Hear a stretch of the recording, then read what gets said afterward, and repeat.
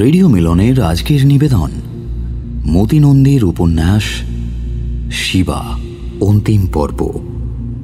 গল্পটি ভালো লেগে থাকলে অবশ্যই লাইক এবং শেয়ার করবেন এবং আরও নতুন নতুন গল্প শোনার জন্য সাবস্ক্রাইব করতে ভুলবেন না আমাদের official YouTube channel radio Milan audio story. মতি নন্দীর লেখা শিবা এবং শিবার ফিরে আসা এই দুটি উপন্যাস মিলিয়ে দেখানো হয়েছে চায়ের দোকানে কাজ করা একটি 17 বছরের তরুণের জীবনের ওঠা পড়ার কাহিনী। কখনো তার ভালো পথে যাওয়া, কখনো মন্দ পথে গিয়ে আবার ফিরে এসে জীবনে ঘুরে দাঁড়ানোর গল্পই হল শিবার গল্প। আপাতত আগামী 4টি এপিসোড জুড়ে শিবা এবং শিবার ফিরে আসা আমরা পরিবেশন করতে চলেছি। আজ আপনি শুনবেন শিবা অন্তিম পর্ব।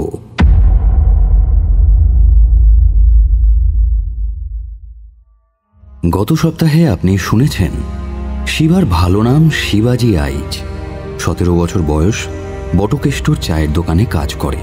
তবে বয়সের তুলনায় তার চেহারা বেশ খানিকটা বড়সড়। একদিন শিবা ঘুষি মেরে রাজনৈতিক গুন্ডা সাধুর চোয়াল ভেঙে দেয়। তারপর থেকে পাড়ায় তার কদর বেড়ে যায়। বক্সিং কোচ গোমস তার সেই ঘুষি মারা লক্ষ্য করেছিলেন এবং তাকে বক্সিংয়ের ট্রেনিং দিতে শুরু করেন। তবে ট্রেনিংয়ের জন্য বিকেলে 2 ঘন্টা ছুটির প্রয়োজন শিবার, কিন্তু বটকেষ্ট ছুটি দিতে রাজি নয়। তাই চায়ের দোকানের কাজ ছেড়ে গোমজেরই প্রচেষ্টায় দুর্লভ চক্রবর্তীর গ্যারেজে কাজ নেয় শিবা। বিকেলে ছুটিও পায়। একদিন এইরকমই প্র্যাকটিস করতে করতে বক্সিংয়ের হেভি ব্যাগ ফাটিয়ে দেয় শিবা। তার ঘুষির জোর দেখে ক্লাবের সবাই অবাক হয়ে যায়। ক্লাবের প্রেসিডেন্ট আশ্চর্যতা জানান তিনি শিবাকে হলধর টুর্নামেন্টে নামাবেন। তারপর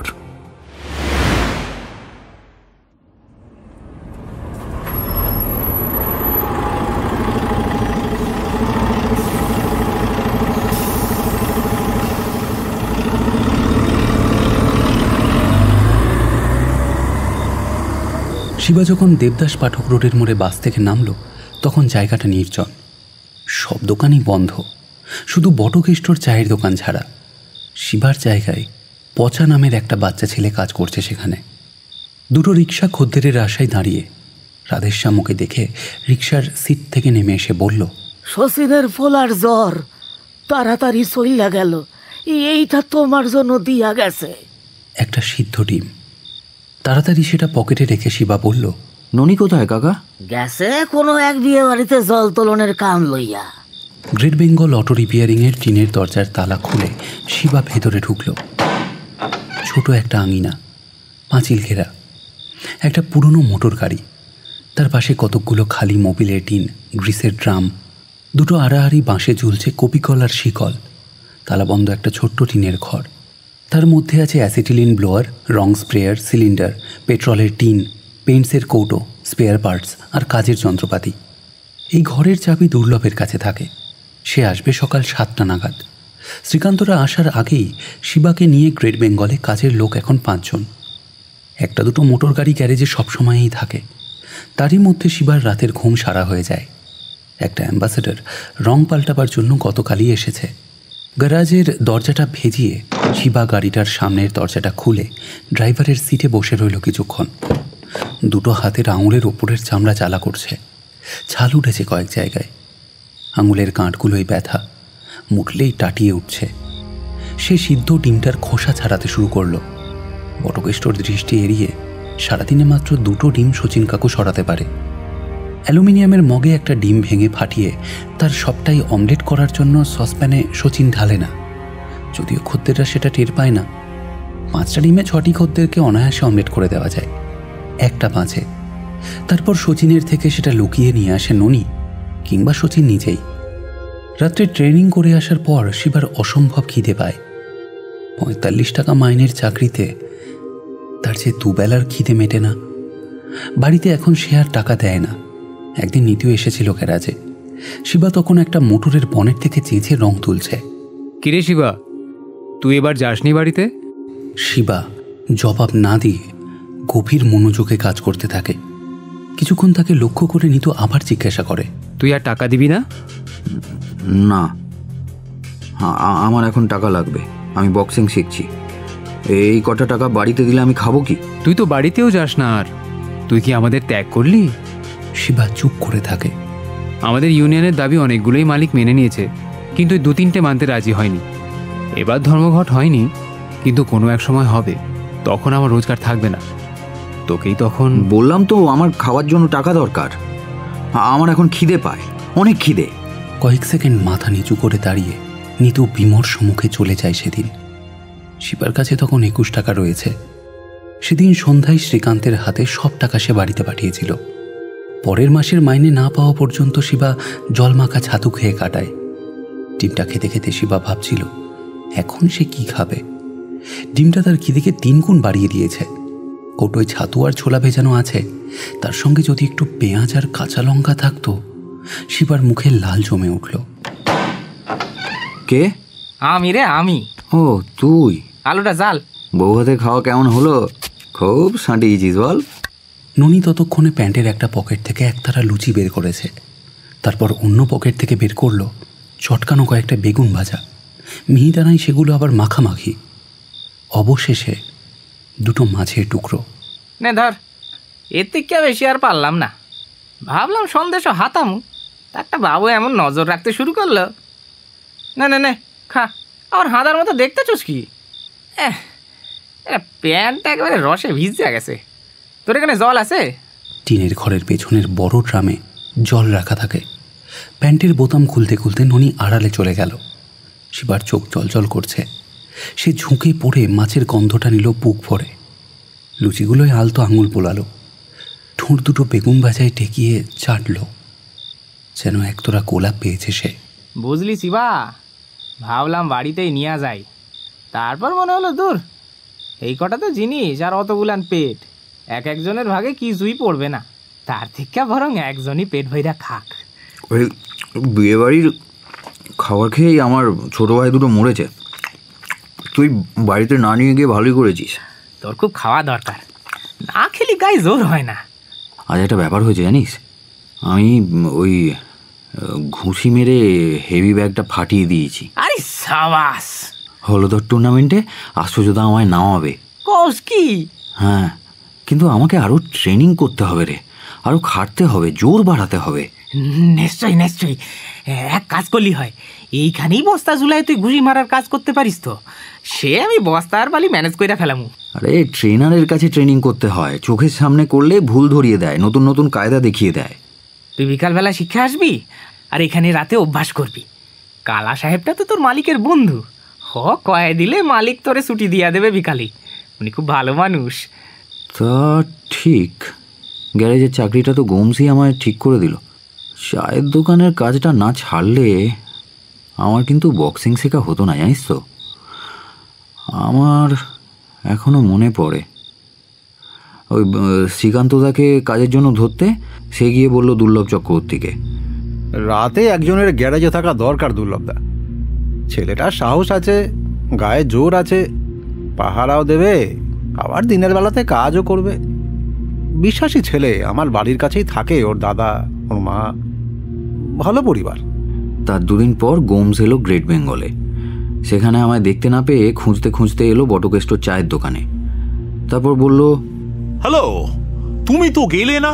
কি করে যাব, সময় কোথায় পাচ্ছি। এই চায়ের দোকানে কাজ করতে করতে ট্রেনিং করা সম্ভব নয়।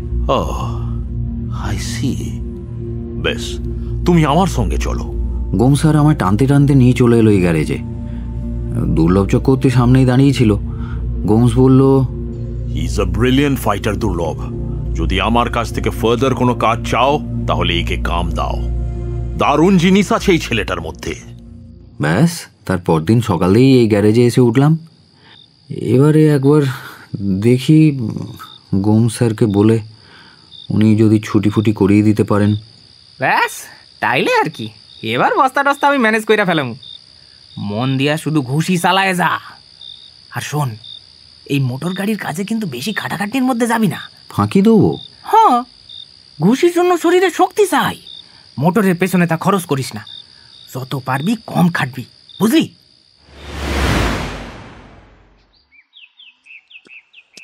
সূর্য ওঠার আগেই শিবা রাস্তায় বেরিয়ে পড়ে। তখন কাকের ডাক, 2-4টে লরি বা মোটর ভ্যানের ছুটে যাওয়া এবং কিছু পথিক তাদের শব্দ ও গতি দ্বারা এই আবছা পৃথিবীকে জিইয়ে রাখে। আজও সে রাস্তা দিয়ে ছুটতে শুরু করলো।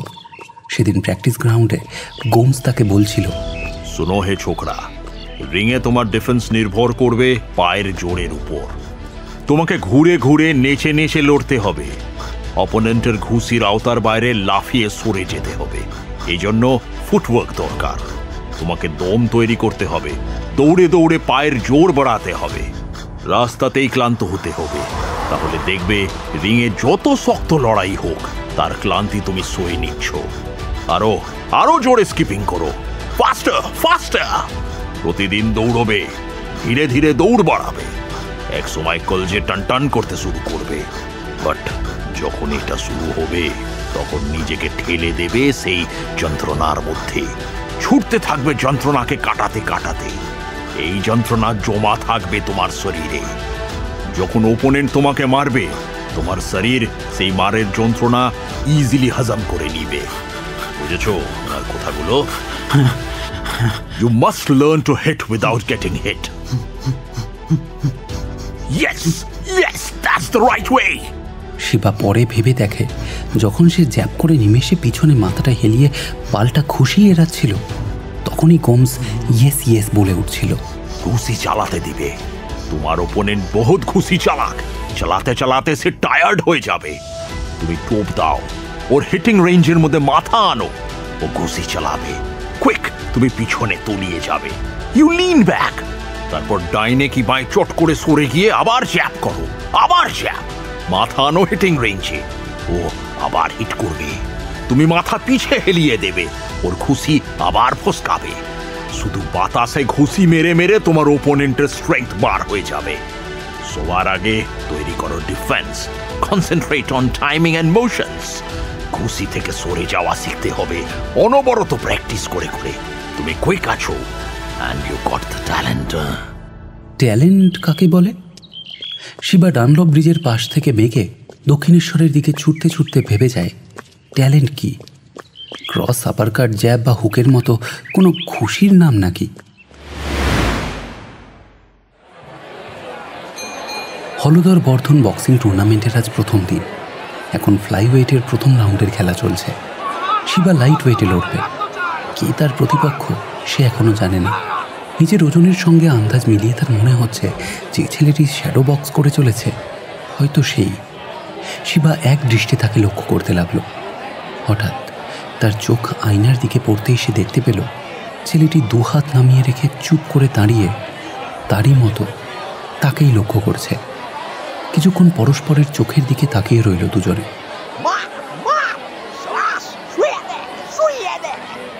শিবার বুকের মধ্যে ঢিপ ঢিপ শব্দটা আরো জোরালো হয়ে উঠল। দুপাশে তাকিয়ে সে এমন কোনো বস্তু দেখতে পেল না যা তাকে এই মুহূর্তে ভরসা দিতে পারে। গোমস এখন রিংয়ের পাশে জাজ হয়ে বসে আছে, কাজেই ওর সঙ্গে এই মুহূর্তে কথা বলা সম্ভব নয়। আরে কই কই তোরা এখনো এখানে বসে? হ্যাঁ, ওয়ার্ম আপও করিস নি? আরে যা যা শিগগির যা, আর যে সময় নেই। বেঞ্চ থেকে 2টো ছেলে কলের পুতুলের মতো উঠে বেরিয়ে এলো। ওদের গেঞ্জিতে ছাপা ক্লাবের নাম দেখে শিবা জানল ওরা একই ক্লাবের ছেলে। তার সঙ্গে লড়াই পড়েছে মহাদেব দাসের east Calcutta physical culture association, অর্থাৎ সংক্ষেপে ইসিপিসির একজন বক্সারের নাম সুনীল বেরা। 2টি লোকের সঙ্গে কান্তি এলো ঘরে। 3 জনে এগিয়ে গেল। সুনীল বেরা যদি ওর নাম হয় তাহলে তারই দিকে। নিচু গলায় কি বেশ বলা বলি করলো ওরা। কান্তি শিবার দিকে তাকাতেই ওরাও ঘাড় ঘুরিয়ে ওকে দেখল। হেভি ব্যাগ পাঠিয়েছে, আজকে তোকে ফুটো করে দেবে। মুখ ঘুরিয়ে নিল শিবা। ভিতরে ভিতরে সে দমে যাচ্ছে। বেঞ্চে এখনো যে ছেলেটি বসে তার মুখে কৌতূহলের আভাস। শিবা আবার মুখ ফিরিয়ে সামনে তাকিয়ে রইল। সুনীলের মুখ গম্ভীর। বুশশার্ট প্যান্ট পরা একটা ছেলে ঢুকল। বাঁ চোখের নিচটা ফুলে উঠে চোখটা প্রায় ঢেকে গেছে। রগের কাছে প্লাস্টারে আঁটা তুলো।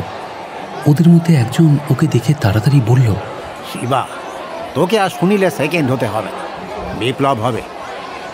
শুধু পাঞ্চের যা একটু চুল, একদম কাঁচা, ইজিলি তুই পয়েন্ট তুলে নিতে পারবি। টেকনিকের কোনো বালাই নেই। বাইরে এসে শিবা রিংটাকে দেখার চেষ্টা করলো। শুধু রেফারি আর দুজন বক্সারের মাথা কাঁধ ছাড়া আর কিছুই দেখা যাচ্ছে না। প্রচুর ভিড়। বিশিষ্ট দর্শকেরা রিংয়ের চারধারে চেয়ারে বসে, তাদের পেছনে দাঁড়িয়ে অন্যান্য লোকেরা, তাদেরও পেছনে বাঁশের কাঠামোর উপর গ্যালারিতে দর্শক। 1000 মানুষ দেখছে। প্রবল উত্তেজনায় সকলে চিৎকার করছে পাগলের মতন। শিবা পায়ে পায়ে ডান দিকে সরে গেল। ওখানে লালবাগান পার্কের মোটুকনাথ মালির ঘর। এদিকটা অন্ধকার। Shiba minute 2 shadow boxing practice করলো। তোমার লড়াই হয়ে গেছে? না, এবার হবে। ডর লাগছে? যাকে তুমি ডর করবা তার সামনে জলদি জলদি গিয়ে দাঁড়াও। ডর থেকে দূরে সরে থেকো না, তাইলে আরো বেশি ডর লাগবো, বুঝলা? শিবার নাম অ্যানাউন্স হতেই সে এগিয়ে গিয়েছিল রিংয়ের দিকে। এক পা করে সিঁড়ি দিয়ে উঠতে উঠতে তার মনে হচ্ছিল শরীরের সমস্ত স্নায়ুগুলো যেন পাকিয়ে তৈরি হয়ে গেছে। যাবতীয় অনুভূতি ভোঁতা হয়ে যাচ্ছে। সর্বাঙ্গ যেন অসাড়। সে কিছু দেখতে পাচ্ছে না, বুঝতেও পারছে না। একবার মনে হলো দূরে গ্যালারি থেকে ওস্তাদ বলে কে যেন চেঁচিয়ে উঠল। ননি বোধ হয় বলেছিল দেখতে আসবে। কাঁধের তোয়ালিটা কে যেন টেনে নিল। ক্লাবের তরফ থেকে অনিমেষ রয়েছে তার সেকেন্ডে। অনিমেষ তার গ্লাভসের লেস বেঁধে দিয়েছে, কোমরে বেঁধে দিয়েছে সবুজ রিবন। উৎসাহ দিয়ে অনেক কিছু বলেছে, কিন্তু শিবার কানে কিছুই ঢোকেনি। রিংয়ের মাঝখানে দাঁড়িয়ে রেফারি যখন হাত নেড়ে দুজনকে ডাকলো, শিবার দম নেওয়া পুতুলের মতো এগিয়ে গেল। শিবার সামনে সুনীল বেরা, তার কোমরে লাল রিবন বাঁধা, গেঞ্জির বুকে ইংরেজি অক্ষরে লেখা ECPC। শিবার মনে হলো ওকে মেরে শুইয়ে দিতে হবে। তোমরা দুজনেই নিশ্চয়ই রুলস জানো। যখন বলবো ব্রেক, দুজনেই এক পা পিছিয়ে যাবে, তার মধ্যে ঘুষি চালাবে না। পিছিয়ে গিয়ে তারপর আবার শুরু করবে। No hitting below the belt, kidney punch, কোমরের পিছন দিকে এইখানে, কিংবা র্যাবিট পাঞ্চ, ঘাড়ের পিছনে এই জায়গায় একদম করবে না। আর যখন স্টপ বলবো থেমে যাবে। যখন বক্স বলবো লড়াই শুরু করবে, পরিচ্ছন্নভাবে লড়বে। গুড ক্লিন স্পোর্টসম্যান ফাইট, ঠিক আছে? রেফারির নির্দেশনামা শিবার কানে একরাশ মাছির মতো ভনভনিয়ে উড়ে কোথায় চলে গেল। সে সুনীলের চোখের দিকে স্থিরভাবে তাকিয়ে ধীরে ধীরে তার চোয়াল শক্ত হয়ে আসছে। এখন শিবার একটাই চিন্তা, মেরে শুইয়ে দিতে হবে। 3 রাউন্ডের লড়াই, প্রতি রাউন্ড 3 মিনিটের। কোমস বলেছিল প্রতি সেকেন্ডে একটা করে ঘুষি মারা যায়, কিন্তু সে তো অসম্ভব। পরপর দ্রুত 5টা ঘুষি চালালেই হাঁপিয়ে জিভ বেরিয়ে যায় শিবার। কিন্তু কোমস কোথায়? রিংয়ের দিকে পিঠ ফিরিয়ে নিজের কর্নারে শিবা দাঁড়িয়ে। ঠিক একইভাবে সুনীলও দাঁড়িয়ে তার কর্নারে, শরীরটা ঝাঁকাচ্ছে লাফিয়ে লাফিয়ে। আলোর ঝাপটা লাগা আধো অন্ধকার গ্যালারিতে সার দিয়ে আবছা আবছা মুখ। ওই তো রিংয়ের ধারে গোমস বসে, টেবিলে কাগজ পেন্সিল। গোমসের মুখ পাথরের মতো, কোনো রকম ইঙ্গিতের আঁচড়টুকুও নেই। রিংয়ের কাছে বসা দর্শকদের মধ্যে কে একজন পাশের লোককে বলল, ইঁদুর বেড়াল শেয়ালের পর এবার দুটো মোষ উঠেছে। টাইম কিপারের ঘন্টার সঙ্গে সঙ্গে দুজন ঘুরে দাঁড়ালো। বক্স! রেফারি দুহাত নেড়ে দুজনকে রিংয়ের মাঝে আসতে সংকেত জানালো। মেরে শুইয়ে দেব, শুধু এই একটা নির্দেশ শিবার মাথা থেকে নেমে এলো পা পর্যন্ত। দুটো গ্লাভস মুখের সামনে ধরে একটা বুনো শুয়োরের মতো সে সোজা তেড়ে গেল, থুতনিটা বুকের দিকে চেপে ধরে।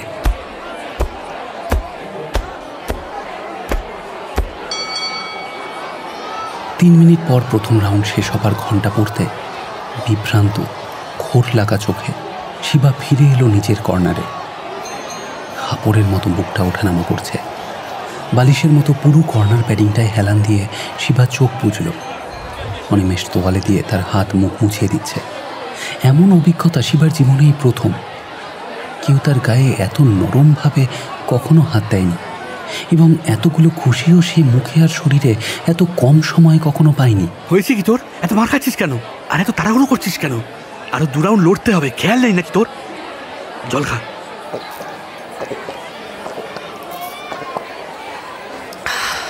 বোকার মতো শুধু অ্যাটাকই করে যাচ্ছিস। ও কত সুইপ সরে গিয়ে হিট করতে দেখছিস? এলো পাতারি রাইট ক্রসার চালাসনি। শোন, তোর মুখ খোলা পাচ্ছে আর মেরেই সরে যাচ্ছে। ডিফেন্স ঠিক রাখ, ডিফেন্স ঠিক রাখ। 2 রাউন্ডের মাঝে 1 মিনিটের ইন্টারভাল। এই সময়ের মধ্যেই শিবার সেকেন্ড অনিমেষ ঝড়ের বেগে কথার সঙ্গে সঙ্গে কাজ করে চলল। অপর কোণেও একই দৃশ্য। শিবা এখনো বুঝতে পারছে না কোথায় ভুল হচ্ছে তার। দ্বিতীয় রাউন্ড শুরুর ঘণ্টা পড়ল। হঠাৎ দর্শকদের মধ্যে একটা উৎকট বিভৎস ধ্বনি শিবাকে ঘিরে যেন পাকিয়ে পাকিয়ে উঠতে লাগলো। শিবা এবারও তেড়ে গেল বুনো শুয়োরের মতো। Knockout, knockout. তার মাথার মধ্যে এই একটি কথা, নকআউট।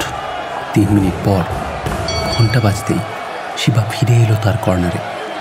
দ্বিতীয় রাউন্ডে একবার মাত্র সে একটা লেফট হুক সুনীলের ডান পাঁজরে বসাতে পেরেছে।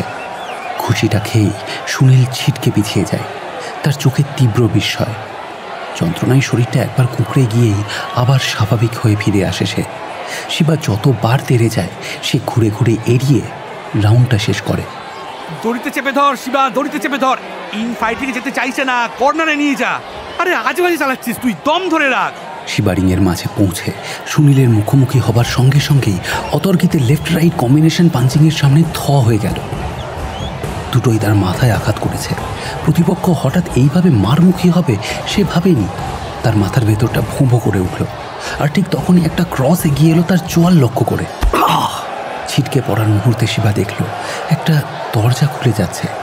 সেখানে তপ করছে গাঢ় হলুদ আর সবুজ রঙের আলো। রিংয়ের মেঝেই হামা দেওয়ার মতো অবস্থায় হাত ও পায়ে ভর দিয়ে শিবা মাথা ঝাঁকালো। চারিদিক সে ঝাপসা দেখছে। গ্যালারি থেকে ছিটকে আসছে উল্লাস। বক্সিংয়ের দর্শকদের মতো নিষ্ঠুর, পাগল এবং রক্তপিপাসু পৃথিবীর আর কোনো খেলাই নেই। রেফারি কমে চলেছে। 10 হলেই নকআউট। শিবা উঠে দাঁড়ালো কোনো রকমে। মাথার মধ্যে ভোপো শব্দটা যে করেই হোক বন্ধ করতে হবে। সুনীল আবার তেড়ে আসছে। শিবা পিছিয়ে এলো। মাথার মধ্যে যে জট পাকিয়ে আছে সেটা খুলতে হবে। শিবা সরে যেতে লাগলো সুনীলের নাগালের বাইরে। পালাচ্ছে পালাচ্ছে, বেটাকে ধর, মুখ ফাটিয়ে দে। কিল কিল কিল হিম, কিল হিম। শিবার মাথার মধ্যে শব্দগুলো কোলার মতো ঢুকে গুম গুম আওয়াজে ফেটে জট খুলে দিচ্ছে। চোখের সামনে থেকে কুয়াশা সরে যাচ্ছে। তার চেতনায় এখন একটাই কথা, আত্মরক্ষা, বাঁচতে হবে। হেভি ব্যাগ ফাটিয়ে দিয়েছে বলে গুজব রটিয়েছে, বোগাস মিথ্যুক। সুনীলের জ্যাব থেকে মুখ সরিয়ে নিতে নিতে শিবা রিংয়ের আরেক কোণে সরে এলো। আবার ধীরে ধীরে সুনীল এগিয়ে আসছে। তার কোমর থেকে মাথা পর্যন্ত ফনার মতো দুলছে। 2 হাতে মুখটা আড়াল করে শিবা পরপর ঘুষি নিতে লাগলো হাতে পাঁজরে। তারপর সে প্রায় সুনীলের গলাটা জড়িয়ে ধরল। একটা আপার কাট তলা থেকে তার থুতনি লক্ষ্য করে উঠে এলো, তবে তেমন জোর নেই পাঁচটায়। দুজনের হাত যেন জট পাকিয়ে জড়াজড়ি করছে। রেফারি চেঁচিয়ে হুকুম দিতেই দুজনে এক পা পিছিয়ে গেল। আর ঠিক তখনই রাউন্ড এবং লড়াই শেষের ঘণ্টা বাজল। জাজেদের কাছ থেকে রেফারি স্কোর লেখা কাগজ সংগ্রহ করে যাচ্ছে। 2 বক্সার নিজেদের কর্নারে অপেক্ষমান ফল ঘোষণার জন্যে। শিবা মুখ তুলে গ্যালারির দিকে তাকালো। সবাই জানে ফল কী হবে, শিবাও জানে। চোখ ফেটে জল বেরিয়ে আসতে চাইছে তার। ঠোঁট টিপে সে সামাল দিচ্ছে। রেফারি হাত নেড়ে দুজনকে ডাকল। বাঁ হাতে রেফারি উঁচু করে তুলে ধরল সুনীলের ডান হাত। রেফারির ডান হাতে ধরা শিবার বাঁ হাত, সেটা ওঠেনি। উইনার সুনীল বেরা। আস্তে করে হাতটা ছাড়িয়ে নিল শিবা। সুনীল এগিয়ে এসে 2 হাত বাড়ালো। শিবাও বাড়িয়ে দিল 2 হাত। হ্যান্ডশেক করে সুনীল ওর পিঠে গ্লাভসের চাপড় দিল। শিবার মনে হলো একখানা জ্বলন্ত চাটু দিয়ে কেউ যেন তার পিঠে আঘাত করল। ড্রেসিং রুমে যাওয়ার পথটা জুড়ে লোকেরা দাঁড়িয়ে। ভিড় কেটে কীভাবে যাবেও পথ খুঁজতে গিয়ে চোখে পড়ল বিশিষ্ট দর্শকদের মধ্যে চেয়ারে বসে রয়েছে সাধু। এক দৃষ্টে তার দিকে তাকিয়ে এক চিলতে হাসি যেন সাধুর ঠোঁট জোড়াকে বেঁকিয়ে রেখেছে। শিবা মুখটা ফিরিয়ে নিয়ে ভিড়ের মধ্যে ঢুকে পড়ল। এখান থেকে এক্ষুনি তাকে পালাতে হবে।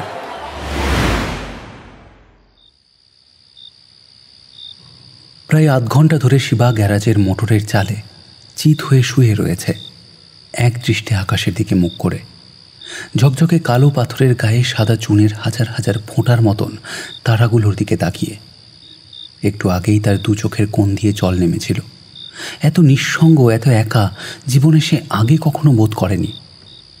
বারবার মনে পড়ছে মা, দাদা, ছোট 2 মরা ভাই, প্রতিবেশী শক্তি মামা, সাগর মামি, শচীন কাকুদের কথা।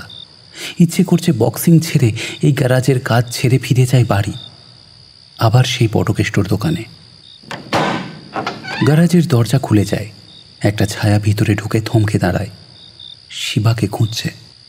এদিকে। তরে দেখলাম বাসে উঠতাছিস, তাই ডাকলাম না। তুই গেছিলি? ননি জবাব দিল না, হাতটা তুলে বাড়িয়ে দিল শিবার দিকে। মুঠোয় ধরা একটা সিদ্ধ ডিম। খিদে নেই। শচীন কাকু কয়েছিল ফিরে এসে তোরে জানাতে। আমি বক্সিং ছেড়ে দেবো। সেই ভালো, তোর দ্বারা ফাইট টাইট হইব না। ফাইটার অন্য ধাতুতে গড়া হয়। কি ধাতু? তা জানি না, তবে ঘটি বাটি থালার ধাতু নয়, এ হচ্ছে মনের ধাতু। স্বামী বিবেকানন্দ ছবিটা দেখছস স্যারের ঘরে? চোখ দিয়া যেন আগুন ঠিকরায়। ধীরে ধীরে শিবার শিরা উপশিরায় গরম ফুটন্ত জোয়ার যেন ফুলে ফুলে উঠতে শুরু করলো। কিছু একটা করার প্রবল তাড়না তার শরীরকে গ্রাস করছে। সাধুর বাঁকা ঠোঁট আর চাহনিটা দপ করে উঠল চোখের উপর। মোটরের চাল থেকে লাফ দিয়ে নেমে শিবা ছুটে গেল গ্যারাজের অন্ধকার একটা কোণে। দু হাতে প্রায় 1 মণ ওজনের বালি ভর্তি হেভি ব্যাগটা বয়ে আনলো সে কপিকলটার কাছে। দড়িটা কলে লাগিয়ে টান দিয়ে ব্যাগটা মাটি থেকে তুলে বাঁশের সঙ্গে দড়িটা বেঁধে দিল। ননি, এদিকে আমাকে একটু হেল্প কর, ব্যাগটা ঝুলিয়ে দে আমার দিকে। এইভাবে এইভাবে। বলতে বলতেই শিবা ঝোলানো ব্যাগটা 2 হাতে ঠেলে দুলিয়ে দিল। দুলে পিছনে গিয়ে সামনে এগিয়ে আসছে ব্যাগটা। শিবা তার সামনে এসে দাঁড়াতেই ব্যাগটা তার পেটের উপর আছড়ে পড়ল। এবার তুই এইভাবে দুলিয়ে যা।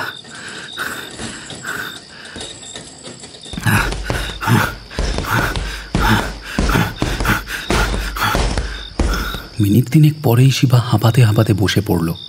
তার বুক, পেট, মুখ যন্ত্রণায় অসাড় হয়ে গেছে। কলচে নিংড়ে বেরিয়ে গেছে যাবতীয় বাতাস।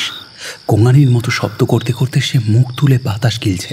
হয়ে গেল, এইটুকু ট্রেনিং করে তোর হয়ে গেল। এই তুই ফাইটার হবি। অট অট বলতেছি। ননি তার সরু লিকলিকে ডান পাটা দিয়ে শিবার পিঠে লাথি খসালো একটা। লজ্জা করে না তোর? হাজার হাজার লোকের চোখের সামনে মার খেয়ে এলি, লজ্জা করে না? ওঠ ওঠ বলছি। কি ব্যাপার বলতো, তোর সাহস তো কম নয়। হ্যাঁ, আমাকে লাথি মারছিস? তোর পাটা যদি ভেঙে দিই এখন? আমার থেকে তোর গায়ের জোর অনেক বেশি, ভাঙতে তো পারবি, কিন্তু আজকে লজ্জা কি ভাঙতে পারবি? শচীন কাকুকে কওয়া মাত্র মুখটা কেমন ফ্যাকাশে হইয়া গেল। কাল অনেকেই জিগাবে শিবা যাচ্ছে তো। আমি কি করব, মানুষ মাত্রই তো হারে, আমিও হেরেছি। যেতেও তার জন্য চাই মনের জোর, বুঝলি, মনের জোর। শিবা আবার চলে গেল অন্ধকার কোণটায়। ফিরে এলো একজোড়া ছেঁড়া গ্লাভস নিয়ে। আশ্চর্য ঘটকের দেওয়া উপহার। এটা পর। কেন? যা বলছি তাই কর না। এবার মার আমায়, কোমর থেকে মাথা পর্যন্ত যেখানে খুশি পাঞ্চ কর, যত জোরে পারিস। রাগ করছস আমার উপর? রাগ ভাগ করলে তুই এতক্ষণে ছাদু হয়ে যেতিস, বুঝলি। ক্লে যেভাবে ট্রেনিং করে আমিও সেইভাবেই করব। মার আমাকে, মার। ক্লেটা আবার কে রে? এটা লোক, নে মার।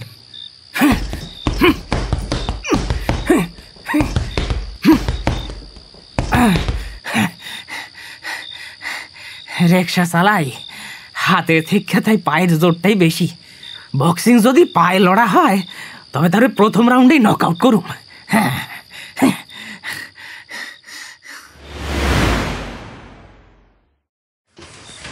4 দিন পর সন্ধ্যায় লালবাগানে রিংয়ের ধারে শিবার কাঁধে হাত রাখলো কোমস। বলল, আর কাকে বলে না জানলে জিত কাকে বলে জানা হয় না। It's an education. শিক্ষা যদি নিতে পারো তাহলে বড় হতে পারবে। শিবা, এই কথাটা জেনে রাখো, চ্যাম্পিয়ন জিমে তৈরি হয় না, চ্যাম্পিয়ন তৈরি হয় তাদের ভিতরের, একেবারে ভিতরের জিনিস থেকে। Something they have deep inside them, আর সেটা হলো ইচ্ছা, একটা খ্বাব, একটা ভিশন। মনের মধ্যে এটা না থাকলে কেউ বড় হতে পারে না শিবা। আর চাই স্ট্যামিনা, ফাস্ট হতে হবে, স্কিল থাকা চাই। আর চাই মনের জোর, যাকে বলে উইল। স্কিলের থেকেও স্ট্রঙ্গার হবে উইল। তুমি দেখবে অনেক ফাইটার হারে তার থেকেও লেস স্কিলফুল অপোনেন্টের কাছে। কেন? ওই উইলের কমতি থাকে বলে। তুমি সেদিন প্রথমেই মার খেয়ে বুদ্ধি গুলিয়ে ফেলেছিলে। মাথার মধ্যে গোলমাল হয়ে যায়। তোমার স্কিল, স্ট্রেংথ, স্ট্যামিনা বেশি থাকা সত্ত্বেও মাথা ঠান্ডা রেখে লড়তে পারোনি। তোমার ইচ্ছাটা খারাপ পথে চলে গেছিল। শর্টকাটে লড়াই জেতার কথা ভেবেছিলে। তুমি অপোনেন্টকে মাপিয়ে নাওনি, জানতে চেষ্টা করোনি তার ক্ষমতা কত, তার গলত কোথায়। একটা কথা মনে রেখো, ফাইটার্স আর ডিসকভারার্স। তারা নিজেদেরকেও ডিসকভার করে। কি করতে হবে, কিভাবে ফাইট করবে, এটা বাইরে থেকে কেউ বলিয়ে দিতে পারে না। তোমাকে নিজে সেটা ঠিক করে নিতে হবে। এজন্য তোমার মাথা, বুদ্ধি, মন সব তৈরি করতে হবে। সবার আগে চাই ইচ্ছা, ডিজায়ার। ভালো কথা চিন্তা করবে, ভালো লোকের বন্ধু হবে, সিনসিয়ার আদমি, অনেস্ট আদমি, এদের কাছাকাছি থাকো। তাহলে দেখবে তুমি ইন্সপিরেশন পাবে। ভালো বড় আদমি মানে সাধু, প্রফেট কি রিচম্যান নয়। গরিব কমন ম্যান, যারা সিনসিয়ারলি কাজ করে, অনেস্টলি চেষ্টা করে নিজের জন্য, বাল বাচ্চার জন্য। শিবা, একটা জিনিস লক্ষ্য করবে, একটা প্লেয়ার টুর্নামেন্টে ইন্ডিভিজুয়ালি যা খেলে তার থেকে অনেক বেশি জোর দিয়ে খেলে যখন দেশের হয়ে রিপ্রেজেন্ট করে। কেন? তখন তার ইন্সপিরেশন থাকে দেশ আর পিপল। তুমিও লড়বে যখন তোমার নিজের পিপলের কথা তোমার মনের মধ্যে থাকবে। পশ্চিমবঙ্গ রাজ্য চ্যাম্পিয়নশিপে ফাইনালে ওঠার জন্য শিবার মোট সময় লাগলো প্রথম লড়াইয়ে 1 মিনিট, পরের লড়াইয়ে 20 সেকেন্ড। ডান হাতের দুটো কঠিন পাঞ্চ তাকে দুটো নকআউট এনে দিতেই বক্সার মহলে সাড়া পড়ে যায়। চ্যাম্পিয়নশিপ চলছে বউবাজারে রাজা সুবোধ মল্লিক স্কোয়ারের এসওপিসির রিংয়ে। এবার শিবা ছাড়া আর কেউ নকআউট করে ফাইনালে উঠতে পারেনি। ফাইনালে তার প্রতিদ্বন্দ্বী সুনীল বেরা। চ্যাম্পিয়নশিপে এখন যাবতীয় চোখ লাইট ওয়েট ফাইনালের দিকে। এসওপিসি থেকে ধর্মতলা স্ট্রিটের ফুটপাত গড়িয়ে ট্রাম লাইন পর্যন্ত উপচে পড়া ভিড়। শিবা আর সুনীলের চোকাচুকি হলো রিংয়ের মাঝে হ্যান্ডশেকের সময়। নিথর অথচ কঠিন দুজোড়া চাউনির সংঘর্ষ থেকে ফুলকি ছিটকে পড়ল যেন। চিৎকার ভেসে এলো গ্যালারি থেকে।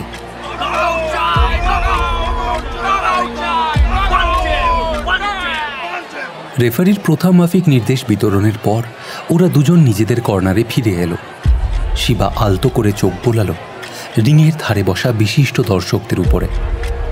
গোমস ও আশ্চর্য ঘটক তার কাছেই দাঁড়িয়ে হেসে মাথা নাড়ল গোমস। শিবাও মাথা নাড়ল। না, সে আগের মতো আর তীরে যাবে না। রিংয়ের ধার ঘেঁষে দাঁড়িয়ে অনিমেষ। সে এবারও শিবার সেকেন্ড। অনিমেষের পাশে উবু হয়ে বসে ননি ফিসফিসি এসে বলল, ওস্তাদ, পিপুল তোর কাছেই আছে। হাসতে গিয়ে শিবার চোখ আটকে গেল একজোড়া চোখে। টকটকে ফর্সা, ধুতি পাঞ্জাবি পরা, সোনার ফ্রেমের চশমা চোখে আঁটা লোকটির পেছনে তীক্ষ্ণ দৃষ্টি নিয়ে চেয়ারে বসে রয়েছে সাধু। ঝুঁকে পড়ে সামনের ফর্সা লোকটিকে কিছু বলে আবার সে তাকালো শিবার দিকে। ঠোঁটে যেন এক চিলতে হাসি। শিবা এগোলো খুব সতর্কিতভাবে, ধীর গতিতে। কাছাকাছি এসে ঘুরতে শুরু করলো। আগে সুনীল আসুক, ঘুষি বাড়াক। শিবা একটু এগিয়ে ঘুষির পাল্লার মধ্যে মুখটা আনলো। সুনীলের একটা লেফট চ্যাপ তার মুখের দিকে এগিয়ে এলো। শিবা অবিশ্বাস্য দ্রুততায় পিছনে হেলে মুখটা সরিয়ে নিল। চ্যাপ করতে সুনীল একটু ঝুঁকে পড়েছিল, ডান হাতটা সরে গেছে মুখটাকে খুলে দিয়ে। এখনই একটা প্রচণ্ড লেফট হুক ওর মুখে বসিয়ে দেওয়া যায়, কিন্তু মুখটা একটু পাল্লার বাইরে রয়েছে। পাঞ্চের পিছনে জোর দেওয়া যাবে না। আর একটু কাছের থেকে আর একটু এগিয়ে বাগের মধ্যে আনার পর বসাতে হবে। আর যাই হোক, অযথা খুশি নষ্ট করা যাবে না। পরপর দুটো জ্যাব ছুঁড়েই শিবা পিছিয়ে গেল। সুনীল এগোচ্ছে, শিবাও এগোলো। চোখে চোখ দুজনেরই। শিবার এবার বুঝতে অসুবিধে হচ্ছে না সুনীল কি করবে। শিবা বা হাতের ছোট্ট একটা আঘাত দিল সুনীলের মাথায়। দর্শকদের মর্মর গুঞ্জনটা জোরালো হয়ে উঠল আরো। সুনীল সবেগে ডান হাত চালালো পাঁজর লক্ষ্য করে, কিন্তু শিবার কোনোই চকিতে সেটাকে আটকে দিল। তার মুখটা খোলা, সুনীল বাঁ হাতের ঘুষি মুখ লক্ষ্য করে চালাতেই শিবা হেলে গিয়ে মুখ সরিয়েই দেখল ঘুষির ঝোঁকে সুনীল মাথাটা ঝুঁকিয়ে ফেলেছে। মুখের সামনে গার্ড নেই। বিদ্যুৎ গতিতে শিবার লেফট হুক সুনীলের চোয়ারে আছড়ে পড়ল। তারপরেই ডান হাতের সোজা ঘুষিটা। উত্তাল চিৎকারের মধ্যে শোনা গেল না সুনীলের পতনের আওয়াজ। চিত হয়ে নিঃসারে পড়ে রইল সে। রেফারি হাত নেড়ে শিবাকে নির্দেশ দিল কাছের কর্নারটিতে গিয়ে অপেক্ষা করতে। শিবা কর্নারে চলে যাওয়ার পর হাতটাকে উপর নিচ করতে করতে রেফারি গুনতে শুরু করল। শিবা ধকধকে দৃষ্টি নিয়ে তাকিয়ে রয়েছে লুটিয়ে পড়া সুনীলের দিকে। সুনীল আর উঠতে পারল না। রেফারি শিবাকে ডাকলো রিংয়ের মাঝে আসার জন্য। শিবার বাঁ হাত সে উপরে তুলে ধরার সঙ্গে সঙ্গে ননি তড়াক করে দড়ির উপর দিয়ে লাফিয়ে রিংয়ের মধ্যে শিবাকে পিছন থেকে চাপটে ধরল। কি ঘুষি কাম চালাইছো তোরে এবার রিকশায় বসায় প্রসেশন কইরা ঘুরামু। আজ তুই বেঙ্গল চ্যাম্পিয়ন। সুনীলকে তিনজনে মিলে ধরাধরি করে রিং থেকে বার করে নিয়ে গেল। শিবা নামতেই আশ্চর্য ঘটকের বিরাট থাবাটা তাকে টেনে নিল বুকের মধ্যে। এই তো এইভাবে প্রত্যেকটা খেলার নকআউট আমি দেখিনি রে কখনো। লালবাগানের ইজ্জত তুই বাড়িয়ে দিলি এক লাফে। আরে ব্রেভো ব্রেভো। শিবা ঝুঁকে তাকে প্রণাম করে উঠতেই শুনল গোমস বলছে, ঘটক তোমাকে যা বলেছিলাম এবার তা মিলিয়ে লাও। ঝুটা কি সচ্চা আমি ঠিক চিনতে পারি কিনা। I am really proud today. এবার হার্ড ট্রেনিং ন্যাশনালের জন্য। সে আপনার চিন্তা করার দরকার নেই, আমি আজ রাত থেকেই সব শুরু করাই দেব। সুনীল ড্রেসিং রুমের বেঞ্চে বসে আছে। চোখের দৃষ্টি ঘোলাটে, শরীর ক্লান্ত, অবসন্ন। শিবা গিয়ে তার দুটো হাত ধরে ঝাঁকালো। নিরাসক্ত চোখে তাকালো সুনীল, ফিকে হাসল। লালবাগানের কয়েকটি ছেলে শিবাকে ঘিরে রয়েছে। তাদের সরিয়ে ব্যস্ত ভঙ্গিতে এগিয়ে এলো কান্তি। নতুন করে কংগ্রেচুলেশন স্যার, কি জানাবো? আমি তো জানতুমই তুই নক আউট করবি। যা পাঞ্চের জোর তো, সুনীলের মুখটা আস্ত রয়েছে কি করে তাই ভেবে পাচ্ছি না। মিনিট পাঁচেক পরে যখন লাইট ওয়েটের ফাইনাল চলছে, এক শীর্ণকায় প্রৌঢ় শিবার কাছে এসে ফিসফিস করে বলল, তোমার সঙ্গে কথা বলবেন গোরাবাবু, একবার বাইরে আসবে? কে গোরাবাবু? উনি খেলাধুলার একজন বড় পেট্রন। অনেক ক্লাব ওর টাকায় বেঁচে আছে। তোমার লড়াই ওর ভালো লেগেছে, তাই একটু কথা বলবেন। মস্ত ব্যবসায়ী, কারখানা আছে 2-3টে। খালি গায়ে তোয়ালেটা জড়িয়ে শিবা বেরিয়ে এসে যাকে দেখল তাকেই সে দেখেছিল পিছনে মুখ ফিরিয়ে সাধুর সঙ্গে কথা বলতে। ফর্সা রং, পরনে দামি ধুতি পাঞ্জাবি, চোখে সোনার ফ্রেমের চশমা, মাথার সামনের দিকের চুলগুলো পাতলা। বেশ লড়েছ। তা কোথায় থাকো? বন হুগলির কাছে। কি করো? আর মোটর সারাইয়ের গ্যারেজে কাজ করি, ওখানেই থাকি। কে আছে তোমার? কেউ নেই। এ কথা কেন বললাম? মা, দাদা এরা তো আছে, তাহলে হঠাৎ মুখ দিয়ে কেউ নেই কেন বেরোলো? তা পড়াশুনো কতদূর করেছো? 7 পর্যন্ত। আচ্ছা, কাজ করবে? তোমার বক্সিংয়ের ক্ষতি হয় এমন কিছু কাজ নয়। আমার বাড়িতেই থাকবে, খাওয়াও আমার, মাইনেও দেবো। কি কাজ? সামান্যই। আরে তুমি এসো না আমার বাড়ি, তখন বলবো। আর আই নাও। গোরাবাবু একটি 100 টাকার নোট এগিয়ে ধরলেন। আজকের নকআউটের পুরস্কার ধরো। মন্ত্রমুগ্ধের মতো শিবা হাত বাড়িয়ে নোটটা নিল। গোরাবাবু নাম ঠিকানা লেখা কার্ডটা দিলেন। যাবার সময় আবার বললেন, দেখো, খুব খাটুনির কাজ নয়। গ্যারেজে আর কতদিন থাকবে বলো? এবার ভালো খাওয়া দাওয়া আর ঠিকঠাক জায়গায় থাকা তোমার দরকার। এই কথাটা প্রায়ই তারও মনে আসে। চিরকাল কি শিবা মোটর গাড়ির মধ্যেই রাত কাটাবে? দুপুরের দিকে একবার একটুখানির জন্য তার ঘুম পায়। সকালে যে অতবার দৌড় দেয় তারই ক্লান্তিতে। কিন্তু ঘুমোতে পারে না, ঘুমোবার জায়গা নেই। বিছানায় শুতে কেমন লাগে শিবা তা প্রায় জানেই না। বাড়িতে ময়লা ছেঁড়া কাঁথায় শুতো, তোষকে কখনো শোয়নি। চিত হয়ে তারা ভরা আকাশের দিকে তাকিয়ে থাকতে থাকতে শিবার মনে হলো এই একটা সুযোগ এসেছে জীবনটাকে বদলে নেওয়ার। এটা ছেড়ে দেওয়া উচিত হবে না, তাকে উঠতে হবে, অনেক উপরে উঠতে হবে। গোমস বলেছিল খোয়াব দেখতে হবে। এবার সে খোয়াব দেখবে, আর সেজন্য যে সুযোগই পাবে কাজে লাগাবে। দোনামোনা করলে চলবে না। দুবেলা নিশ্চিন্তে খাওয়ার ভাবনা থেকে আগে রেহাই চাই। 100 টাকার নোটটা পকেট থেকে বার করে শিবা অন্ধকারে চোখের সামনে ধরল। ননির সঙ্গে ফেরার সময় সে বলেছিল, বুঝলি ননি, একটা ফিস্টি করা যাবে।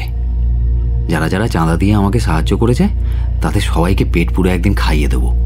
কিন্তু এখন সেটা মনে পড়তেই শিবা নিজের প্রতি বেশ বিরক্তই হলো। কি দরকার ছিল কথাটা বলার? টাকাটা তো তার নিজের জন্য দরকার। ভালো প্যান্ট, শার্ট, জুতো কিনতে হবে, নানান জায়গায় টুর্নামেন্টে যেতে হবে, নানা দেশের লোকের সঙ্গে মেলামেশা করতে হবে। এবার ন্যাশনাল বোম্বাইতে, তার জন্য ভালো পোশাক চাই। কি দরকার ছিল ফিস দেওয়ার কথাটা বলার? না না, এই টাকা সে ফালতু খরচে নষ্ট করবে না। শিবা পাশ ফিরে ঘুমোবার উদ্যোগ করল, এবং ঘুম যখন ক্রমশ তার দু চোখের পাতা জুড়ে নেমে আসছে, সারাদিনের উত্তেজনায় ছিলে টানা ধনুকের মতো টান টান স্নায়ুগুলো শিথিল হয়ে আসছে, তখন কতকগুলো আবছা মূর্তি তার চোখে ভেসে উঠতে লাগলো। আমি নইব না। ও শিবারে, ভগবান তোর রূপ লইয়া দেখা দিছে রে, দেখা দিছে। You are a big boy, very very big. তোমাকে দেখলে মনেই হয় না 17। তোর রোজগারই তখন সম্বল হবে, কিন্তু এবার ধর্মঘট হয়নি, কিন্তু কোনো এক সময় হবে। তখন আমার রোজগার থাকবে না, তোকেই তখন কে আবার দেবে? আমরাই। রিক্সাওয়ালা, সবজিওয়ালা, বিড়ির দোকান, এরাই সব সাদা দিল। আমাদের জন্য একখান ফাইটার দরকার, তো তাই দিল। শিবা, হাত বাড়া। ধর্মর করে উঠে বসলো শিবা। তার বুকটা হাঁপুড়ের মতন ওঠানামা করছে।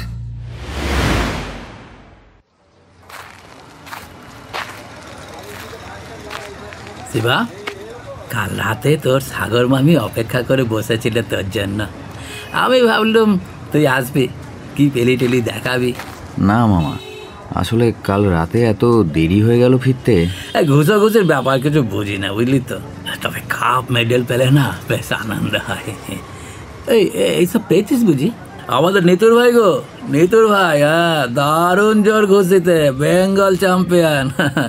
একা ঘুষিতে না কাজ করে দেয় সব।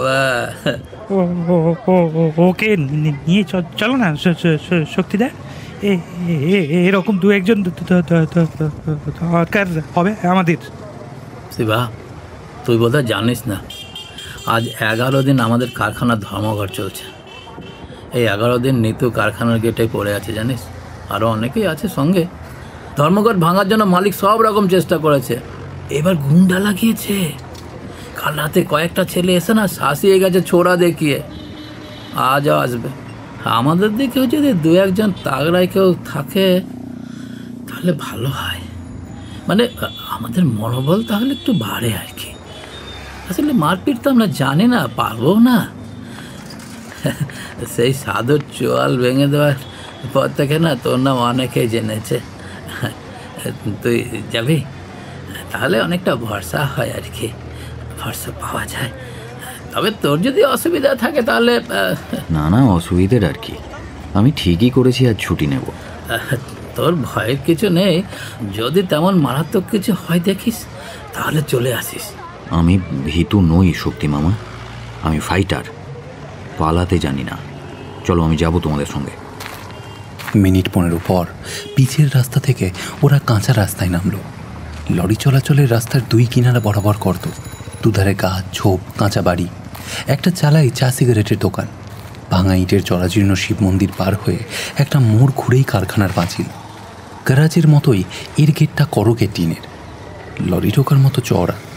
তার পাশেই বাঁশের কাঠামোয় খাড়া করা অস্থায়ী চটের চালা, তাতে ঝুলছে লাল শালুতে সাদা অক্ষরে লেখা GS ইঞ্জিনিয়ারিং শ্রমিক ইউনিয়ন। পাঁচিলের গায়ে হাতে লেখা কয়েকটি পোস্টার সাঁটা। শিবারা মোড় ঘুরে দূর থেকেই দেখল একটা গোলমালের মতো কিছু ঘটছে। 3টি লোক চিৎকার করে গালাগালি দিয়ে চলেছে। একজনের হাতে সাইকেলের চেন, সেটা সে ঘোরাচ্ছে। শিবা দেখল তার দাদা এবং আরও জনা ছয়েক জড়সড়ো হয়ে দাঁড়িয়ে। দু হাত বাড়িয়ে নিতু কিছু একটা বোঝাবার চেষ্টা করে যাচ্ছে, আর ঠিক তখনই একজন এগিয়ে এসে ওকে চড় মারল। হুঙ্কার দিয়ে উঠে শিবা ছুটল ওদের দিকে। তিনজনেই ঘুরে দাঁড়ালো। শিবা, এগোস না! নিতু চেঁচিয়ে উঠল। ততক্ষণে শিবা এসে পড়েছে। চেনটা বাতাসে চাবুকের মতো ঝলসে উঠে ওর বাহুর উপর পড়ল। সঙ্গে সঙ্গে একজনের হাতে ছুরি বেরিয়ে এলো, কিন্তু শিবা খ্যাপা মোষের মতো এগিয়ে আসছে লোহার চাবুকের মার অগ্রাহ্য করে। গুন্ডা তিনজন পিছিয়ে গেল কয়েক পা। দু হাত মুঠো করে বাড়িয়ে শিবা কুঁজো হয়ে ওদের পাক দিয়ে ঘুরতে শুরু করলো। চেন ধরা হাতটা উঠল, মাথার উপর চেনটা বন বন করে ঘুরছে। সুযোগ খুঁজছে আঘাতের তাক বসানোর জন্য।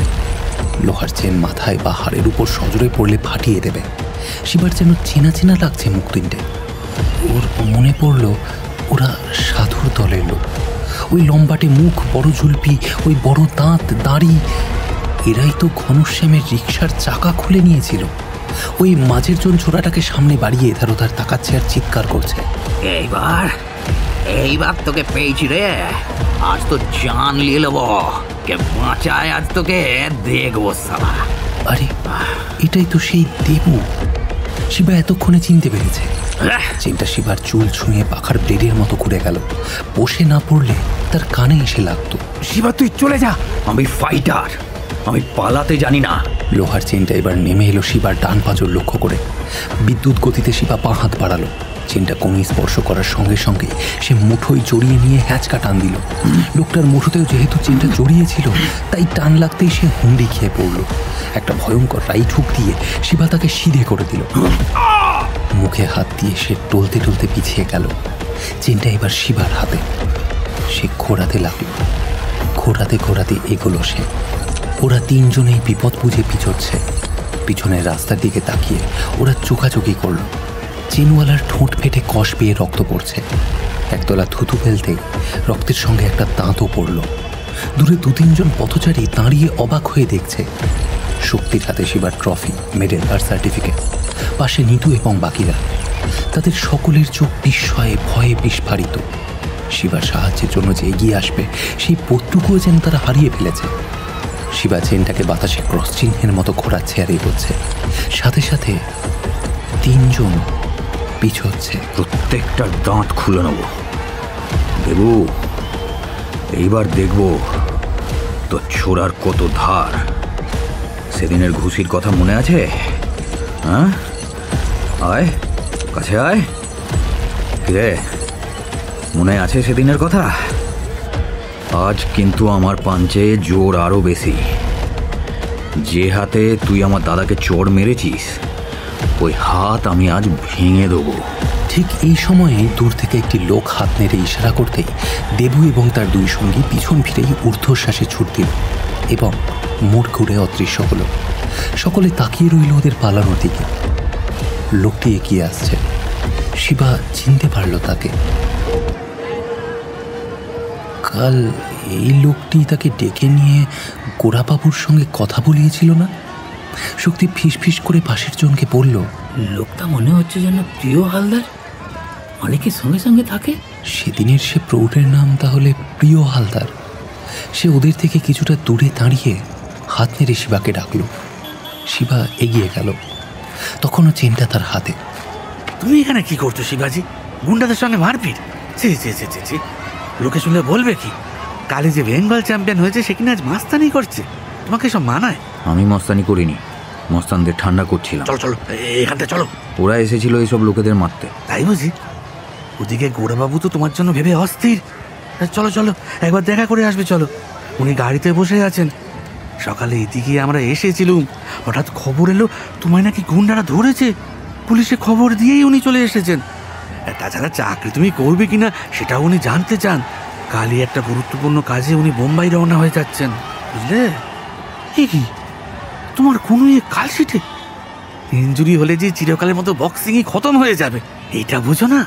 দু একবার শিবা মুখ ফিরিয়ে পিছনে তাকিয়েছিল। তারপর হাত তুলে নিতু এবং শক্তিদের ইশারায় জানালো সে এখনই ফিরে আসছে। ওরা কঠিন মুখে তখন ওর দিকে তাকিয়ে। কিন্তু শিবা আর আসেনি। মোটরে অপেক্ষা করছিলেন গোড়াচাঁদ সেন, অর্থাৎ গোড়াবাবু। প্রিয় হালদার প্রায় ঠেলেই শিবাকে গাড়িতে তোলে। গোড়াবাবু মিষ্টি হেসে উদ্বিগ্ন স্বরে বলেন, যাক, খুব রক্ষে পেয়েছো। এই বলে তিনি জানলা দিয়ে বাইরে তাকিয়ে মাথাটা হেলান। গাড়িটা তখনই স্টার্ট নিয়ে চলতে শুরু করলো। শিবা পলকের জন্য দেখতে পেল দূরে গাছতলায় দাঁড়িয়ে সিগারেট খাচ্ছে সাধু।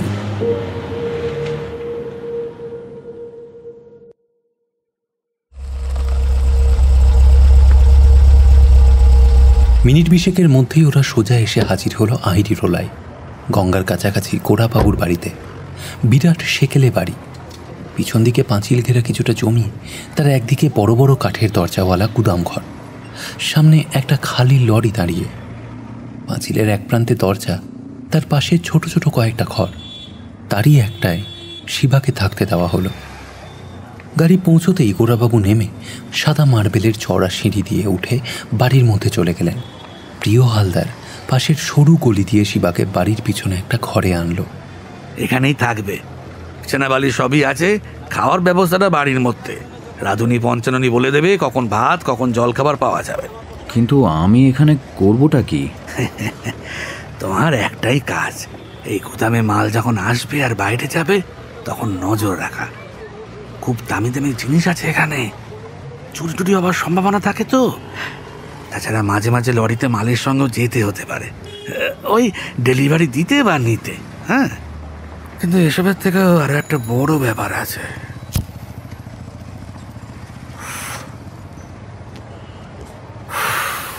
বসো এখানে। একটা অল ইন্ডিয়া বক্সিং টুর্নামেন্ট হওয়ার কথা চলছে। ঠিক টুর্নামেন্ট নয়, এক্সিবিশন ফাইটই বলা উচিত। ইন্ডিয়ার সেরা কজন থাকবে, বার্মা, সিলোন, থাইল্যান্ড থেকেও বক্সার আসবে। ফাইটগুলো হবে বড় বড় শহরে, অনেক টাকার ব্যাপার, বুঝলে। মুম্বাইয়ের বেহরাম মিস্ত্রি, পাঞ্জাবের আজাইব সিং আর গোড়াবাবু, এই তিনজনেই টাকা ঢালছে। তোমার লড়াই দেখে গোড়াবাবু এত ইমপ্রেসড যে ঠিক করেছেন এই এক্সিবিশনগুলোই তোমায় নামাবেন। অবশ্য বেঙ্গলের আরও দু একটা ছেলের দিকে ওর নজর আছে। তা আমি ওকে বললাম, শিবাজি ছেলেরা যা লড়ছে ওর জন্যই লোকে দেখতে আসবে। আরো জানো, তোমার দুটো নকআউটের পর ফাইনালে হেভি ব্যাটিং হয়েছিল, 4-1 দর ছিল ফার্স্ট রাউন্ড নকআউটের উপর। যাকে এসব কথা, এবার থেকে তুমি এখানেই থাকবে, কেমন? আমার কোনো জামা কাপড় নেই, গ্যারেজে আমার মাল রয়ে গেছে। মাল? কি মাল? গ্লাভস, হেভি ব্যাগ, স্কিপিং দড়ি, কেটস, তোয়ালে, একটা প্যান্ট আর একটা... দাঁড়াও, ওর কোনোটার জন্যই তোমাকে ভাবতে হবে না। 2 দিনের মধ্যে সব এখানেই পেয়ে যাবে, একেবারে নতুন। শোনো শিবাজি, তোমাকে এবার বড় হবার কথা ভাবতে হবে তো।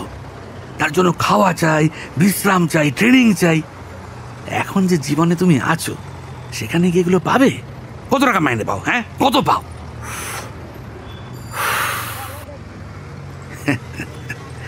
জানি, সব জানি, বুঝলে, সব জানি। আর ভাঙা কাজ করতে হয়, বিশ্রাম পাও না, রাতে থাকো ওই মোটর গ্যারেজে, রুটি ছোলাকেই কাটাও, পাও 45। আপনি কি করে জানলেন? বললুম তো, সব খবর নিয়ে তবেই না গোড়াবাবু তোমাকে চুজ করেছেন। হ্যাঁ, সাধু বলেছে? চেনো না কি ওকে? ও আমাকে চেনে, আমি ওকে চিনি না। বটে, তা তুমি বুঝলে কি করে যে সাধুই বলেছে? গোড়াবাবুর সঙ্গে কাল কথা বলতে দেখেছি, তাই আজও তো দেখলাম মোটর থেকে। ও আমাদের ওদিকেই থাকে। সাধু লোকটা খুব ভালো নয়, বুঝলে। আমি জানি তুমি ওর চোয়াল ভেঙেছিলে, গোড়াবাবুর কাছে সেই খবরও আছে। আসলে ওনার একটা ব্যবসা আছে, তাতে সাধুর হেল্প দরকার হয় এদিক ওদিক, বুঝলে। সেই জন্যই তুমি ওদের একসাথে দেখে থাকবে হয়তো, নয়তো গোড়াবাবু ওকে দু চোখকে দেখতে পারে না। তুমি বলো, সাধুকে তুমি টলারেট করবে? গুন্ডা, বদমাশ, ওয়াগান ব্রেকার, সমাজের শত্রু এই লোকটা। ওর পার্টির দেবু নামে একজন আমার দাদাকে আজ চড় মেরেছে, আমি ওকে ছিঁড়ে খাবো, এমন মার মারবো। তোমার ওপর সাধুর রাগ আছে, বুঝলে, অনেক রাগ আছে। থাকারই কথা, তা থাকো, ওতে তোমার ভয় পাওয়ার কিছু নেই। তুমি এখন গোড়াবাবুর আশ্রয়ে, তোমার কোনো অভাব এবার থেকে থাকবে না, বুঝলে। টপ ক্লাসে উঠতে গেলে টপ ভাবে থাকতে হয়। তুমি শুধু এবার নিজের উন্নতির কথাই ভাবো। এই এক্সিবিশন ফাইটগুলোর জন্য অনেক টাকা ঢালা হবে, এতে ভালো মতো লড়লে ইন্ডিয়া ফেমাস হয়ে যাবে। তুমি এত কষ্ট করে ঘুষি খাবে কেন? হ্যাঁ, কি জন্যে? কিছু তো তার বদলে পাওয়াও চাই, তাই না? পাবে পাবে, সব পাবে। টাকা একটা মস্ত জিনিস, তাই দিয়ে সুখ আরাম সব কেনা যায়। তুমি এসব চাও না? শিবা যন্ত্রের মতো মাথা হেলালো। ঠিক আছে, চলো এবার পঞ্চাননকে চিনিয়ে দিই। পাথর বাঁধানো সরু পথ ধরে ওরা পিছনের ছোট একটা দরজা দিয়ে বাড়ির মধ্যে ঢুকলো। পঞ্চানন, পঞ্চানন! প্রিয় হালদার হাঁক দিতেই বেঁটে কালো, পরনে হাঁটু পর্যন্ত তোলা ধুতি একটা লোক ব্যস্ত হয়ে রান্নাঘর থেকে বেরিয়ে এলো। হ্যাঁ, একে দেখে নাও, এই শিবাজি বাবু এখানে থাকবে আজ থেকে, খাবেও, ঠিক আছে? হাত জোর করে পঞ্চানন বিনীত নমস্কার জানাতেই শিবা তটস্থ হয়ে কুঁকড়ে গেল। জীবনেই প্রথম সে কারো কাছে নমস্কার পেল। বাবু কি এখন ভাত খাবেন? বাবু সম্বোধন পাওয়াও শিবার জীবনেই প্রথম। শুনতে ভালোই লাগলো, বেশ ভালো লাগলো। নিজেকে সে এবারে চায়ের দোকানের বা গারাজের শিবার থেকে আলাদা অন্য এক মানুষ হিসেবে দেখতে পেল। শিবার মনে হলো সে এখন দুটো পায়ে ভর দিয়ে দাঁড়িয়ে। এমন একটা কিছু সে অর্জন করেছে যা ট্রফি জেতার থেকে আলাদা। কিছু পেতে পারে, পাওয়া উচিত, পাওনা হয়েছে, এমন এক ধারণা এই প্রথম তার মনের মধ্যে উঁকি দিল। নমস্কার এবং বাবু শব্দটিকে সে ভালোবাসল। মান চায়, ভালো পোশাক, খাদ্য, আবাস, এ সবই তার দরকার। কমস্কি তবে একেই খোয়াব বলেছিল। খেতে বসে যখন একটি ঝি তার সামনে থালা রেখে গেল, শিবার নিঃশ্বাস তখন আটকে এসেছিল। তার সামনে থালা ভর্তি ভাত। এত ভাত সে জীবনে একসঙ্গে কখনো পায়নি। ধপধপে চুঁই ফুলের একটা স্তূপ যেন। শিবা আলতো হাত বোলালো ভাতের ওপর। ভাঙতে মায়া হচ্ছে। ভাতের পাশেই চাকা চাকা আলু ভাজা, শাক, পটল কুমড়োর তরকারি।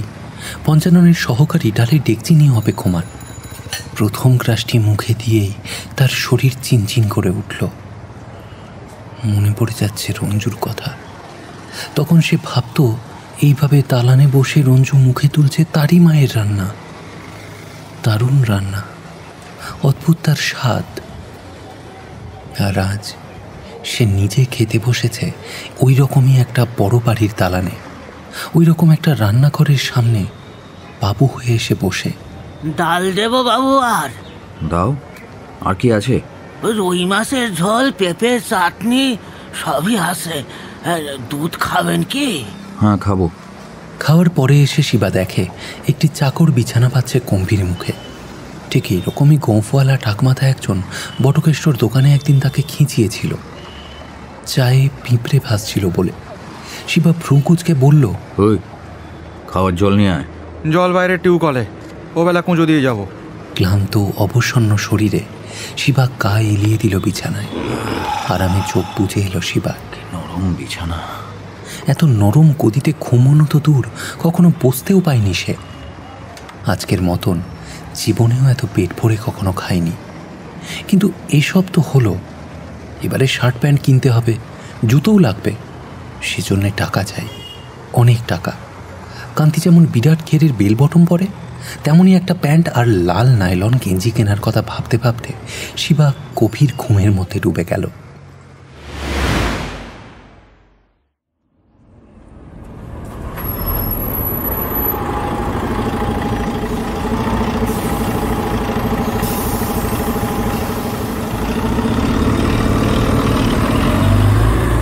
চার দিন পর বিকেলে শিবা বাস থেকে নামলো দেবদাস পাঠক রোডের মোড়ে। স্ট্যান্ডে দুটো মাত্র রিক্সা দাঁড়িয়ে, ননি নেই। শিবা গ্রেট বেঙ্গলের দিকে তাকালো। দূর থেকেই সে দেখতে পেল শ্রীকান্ত দাসের হাতে একটা ডিস্ট্রিবিউটার ক্যাব, তার পাশে একটা ফিয়াট এবং ধুতি পাঞ্জাবি পরা একটি লোক, সম্ভবত মোটরের মালিক। ক্যাবটা তুলে ধরে শ্রীকান্ত দাস লোকটিকে কি একটা বোঝাচ্ছে। শিবা গ্যারাজে ঢুকলো ধীর পায়ে। শ্রীকান্তের চোখ তার উপর পড়তেই ওর ভ্রুজোড়া কুঁচকে গেল। শিবাকে উপেক্ষা করে সে মোটরের দিকে ঝুঁকে ক্যাবটা লাগাতে শুরু করলো। মিনিট তিনেক পর শ্রীকান্ত সিধে হয়ে গম্ভীরভাবে প্রশ্ন করল, এখানে কি মনে করে? একটা কাজ পেয়েছি। ভালো, তোর যা জিনিসপত্র আছে এখনই নিয়ে যা। শিবা ইতস্তত করে এগুলো চালা ঘরটার দিকে। দুর্লভ চক্রবর্তী চেয়ারে বসে এক পাঞ্জাবির সঙ্গে কথা বলছিল। শিবা ঢুকতেই বলল, কি রে, ব্যাপার কি? 4 দিন ছিলিস কোথায়? একটা ভালো কাজ পেয়ে গেছি। হ্যাঁ, সে তো চেহারা দেখেই মালুম হচ্ছে। দুর্লভ পার দুয়েক শিবাকে মাথা থেকে পা অব্দি দেখল। পরনে লাল নাইলনের গেঞ্জি, ঘিয়ে রঙের টেরিকট বেল বটমস আর পায়ে দামি চপ্পল। শিবা পোকার মতো হেসে মাথা চুলকোতে লাগলো। ভালোই দিয়েছে। জিএস ইঞ্জিনিয়ারিং এর মালিক দেখছি, খারাপ লোক নন। তা এখানে কি জন্য? এই কদিনের পাওনা টাকাটার জন্য? আজ হবে না, দিন কতক পরে আসিস। এই বলে দুর্লভ আবার পাঞ্জাবি লোকটার সঙ্গে কথাবার্তায় ব্যস্ত হয়ে পড়ল। শিবা ঘরের কোণ থেকে তার প্যান্ট শার্ট আশ্চর্য ঘটকের দেওয়া গ্লাভসটা নিয়ে বেরিয়ে এলো। শ্রীকান্ত দাস বিড়ি ধরিয়ে একটি অল্প বয়সী ছেলেকে বলল, চট করে একটা চা দিতে বলে আয়। হেভি ব্যাগটা পরে নিয়ে যাব। পরে কেন, এখনই নিয়ে যা, ওই তো পড়ে রয়েছে। শিবা তাকিয়ে দেখল ব্যাগের কাপড়টাই শুধু পড়ে আছে, ভিতরে বালি নেই। এটা কে করলো? ননি। কেন? ননি এই স্ক্রুড্রাইভারটা দিয়ে করেছে। ওর কাছেই তো সব শুনলাম। কি শুনলে? তুই নিজের দাদাকেও গুন্ডাদের হাতে ফেলে দিয়ে পালাবি, এটা কেউ ভাবতে পারেনি রে। মানে কি হয়েছে কি দাদার? হাসপাতালে এখন 3টে পাঁজর ভেঙেছে। তোদের পাশের ঘরে শক্তি দাসের মাথা ফেটেছে, ডান হাতটাও গেছে। তুই থাকলে এসব হতো না। তুই মালিকের লোকের সঙ্গে চলে গেলি, তারপরই গুন্ডারা এসে মিনিট 3-4-এর মধ্যেই যা করার করে দেয়। কেন, তুই এসব জানতিস না? না, আমি জানতামই না যে গোড়াবাবুই মালিক। তাই নাকি? কিছু জানতিস না? ধর্মঘট ভেঙে গেছে, নতুন লোক নিয়ে কারখানাও খুলেছে। ওরা সব বরখাস্ত। এখন মানুষ কটা পরিবার নিয়ে কি যে খাবে। তাতে আমি কি করব? আমি কি ধর্মঘট করতে বলেছি নাকি? না, বলিসনি। তুই শুধু বলেছিলি আমি ফাইটার, আমি পালাতে জানি না। তারপর শেয়ালের মতো পালালি এই সব জামা প্যান্ট পরার লোভে। কিরে পল্টু, সারাটা দুপুর তো কাবার করলি রে। আমি পালিয়েছি এই কথা কে বলেছে? কে রটিয়েছে? সবাই বলছে, এ তল্লাটে সবাই জানে। আর তারা যে মিথ্যা বলেনি সেটা তোকে দেখেই বোঝা যাচ্ছে। কাল তো দাদা হাসপাতাল থেকে ফিরেছে, তাকে গিয়ে জিজ্ঞেস কর। ঠিক আছে, দাদার কাছেই যাচ্ছি। শিবা প্রায় ছুটেই বেরোলো গ্যারাজ থেকে। মাথা নিচু করে হনহনিয়ে এসে বাড়ির দিকে রওনা হলো। দূর থেকে এসে দেখতে পেল তাদের ঘরের দরজাটা খোলা। সামান্য ইতস্তত করে ভিতরে ঢুকে তক্তপোষে সাদা প্লাস্টারে বুকমোড়া নিতুকে শুয়ে থাকতে দেখে খানিকটা থমকে গেল সে। ঘরে আর কেউ নেই। নিতু খোলা জানলা দিয়ে বাইরে আনমনে তাকিয়েছিল। শিবার পায়ের শব্দে ঘাড় ফেরাতে গিয়ে যন্ত্রণায় মুখটা বিকৃত করল। শিবার মুখের দিকে অনেকক্ষণ তাকিয়ে থেকে সে অস্ফুটে পড়ল, আয় বস। এরকম যে কিছু হবে আমি জানতাম না দাদা, সত্যি বলছি, বিশ্বাস কর, আমি একদম বুঝতে পারিনি। নিতুর ঠোঁট দুটো নড়ে উঠল। কিছু একটা বলতে যাচ্ছিল সে, কিন্তু শব্দ হলো না। যন্ত্রণায় মুখটা বেঁকে গেল তার।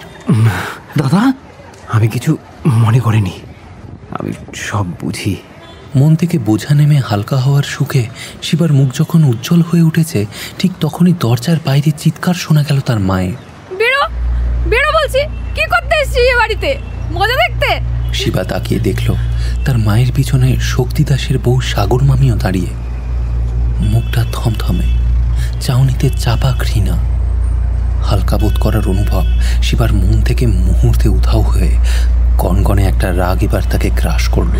দরকার নেই আমার ছেলে, এক ফোঁটা উপকার করতে পারে না, শুধু পারে বেইমানি করতে। কিসের বেইমানি করেছি? গুন্ডা ঠেকাবার দায় আমার?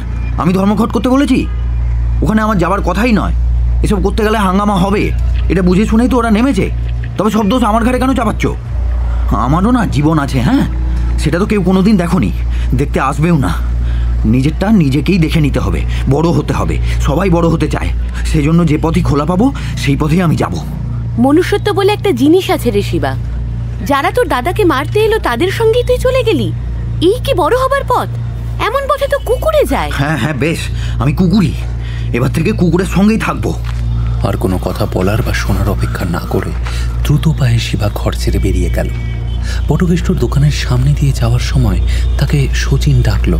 হ্যাঁ শিবা, তোর জন্য ননি এটা রেখে গেছে রে। শচীন দোকানের পিছনের তাক থেকে কাগজে মোড়া কি একটা জিনিস আনলো। সেটা খুলতেই ভেতর থেকে বেরোলো তার ট্রফি, মেডেল আর সার্টিফিকেট, আর একটা কাগজে বড় বড় অক্ষরে লেখা, সাবাস ফাইটার, এবার পাবি সোনার বকলেস। হ্যাঁ হ্যাঁ, আসবো, সোনার বকলেস পরেই আসবো। সেদিন সবাই আমার পা চাটবে।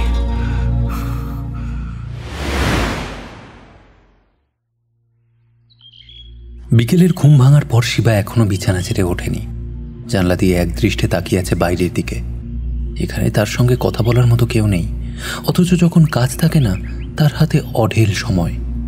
যদিও বা কাজ খুবই সামান্য, যে রাতে লরিতে মাল আসে সেই রাতে তাকে জেগে থাকতে হয়, গুদামে তোলার সময় হাত লাগাতে হয়। তাছাড়া মাল যখন বাইরে যায় ড্রাইভার সুরেজ সিংয়ের সঙ্গে তাকে থাকতে হয়। পথে পুলিশের সঙ্গে যাবতীয় বন্দোবস্তের ব্যাপারটা সুরজই দেখে। শিবার কেবল কাজ ওর উপর নজর রাখা। প্রিয় হালদার বলেছিল, এসব কারবারে কাউকে পুরোপুরি বিশ্বাস করতে নাই। তাছাড়া পথের উপর যদি লরির উপর হামলা হয় তা সামলাবার ভারও শিবার। একবার হামলা হয়েছিল বেবি ফুড আর বনস্পতির টিন কৃষ্ণনগরে পৌঁছে দিতে যাওয়ার সময়। কল্যাণীর কাছাকাছি লাঠি হাতে একদল ভিজিলেন্স পার্টির ছেলে লরি থামিয়ে বলেছিল সার্চ করবে। লঙ্কা, হলুদ, ডালের বস্তার আড়ালে অন্য কিছু আছে কিনা দেখবে। বাজারে তখন গুঁড়ো দুধ পাওয়া যাচ্ছিল না।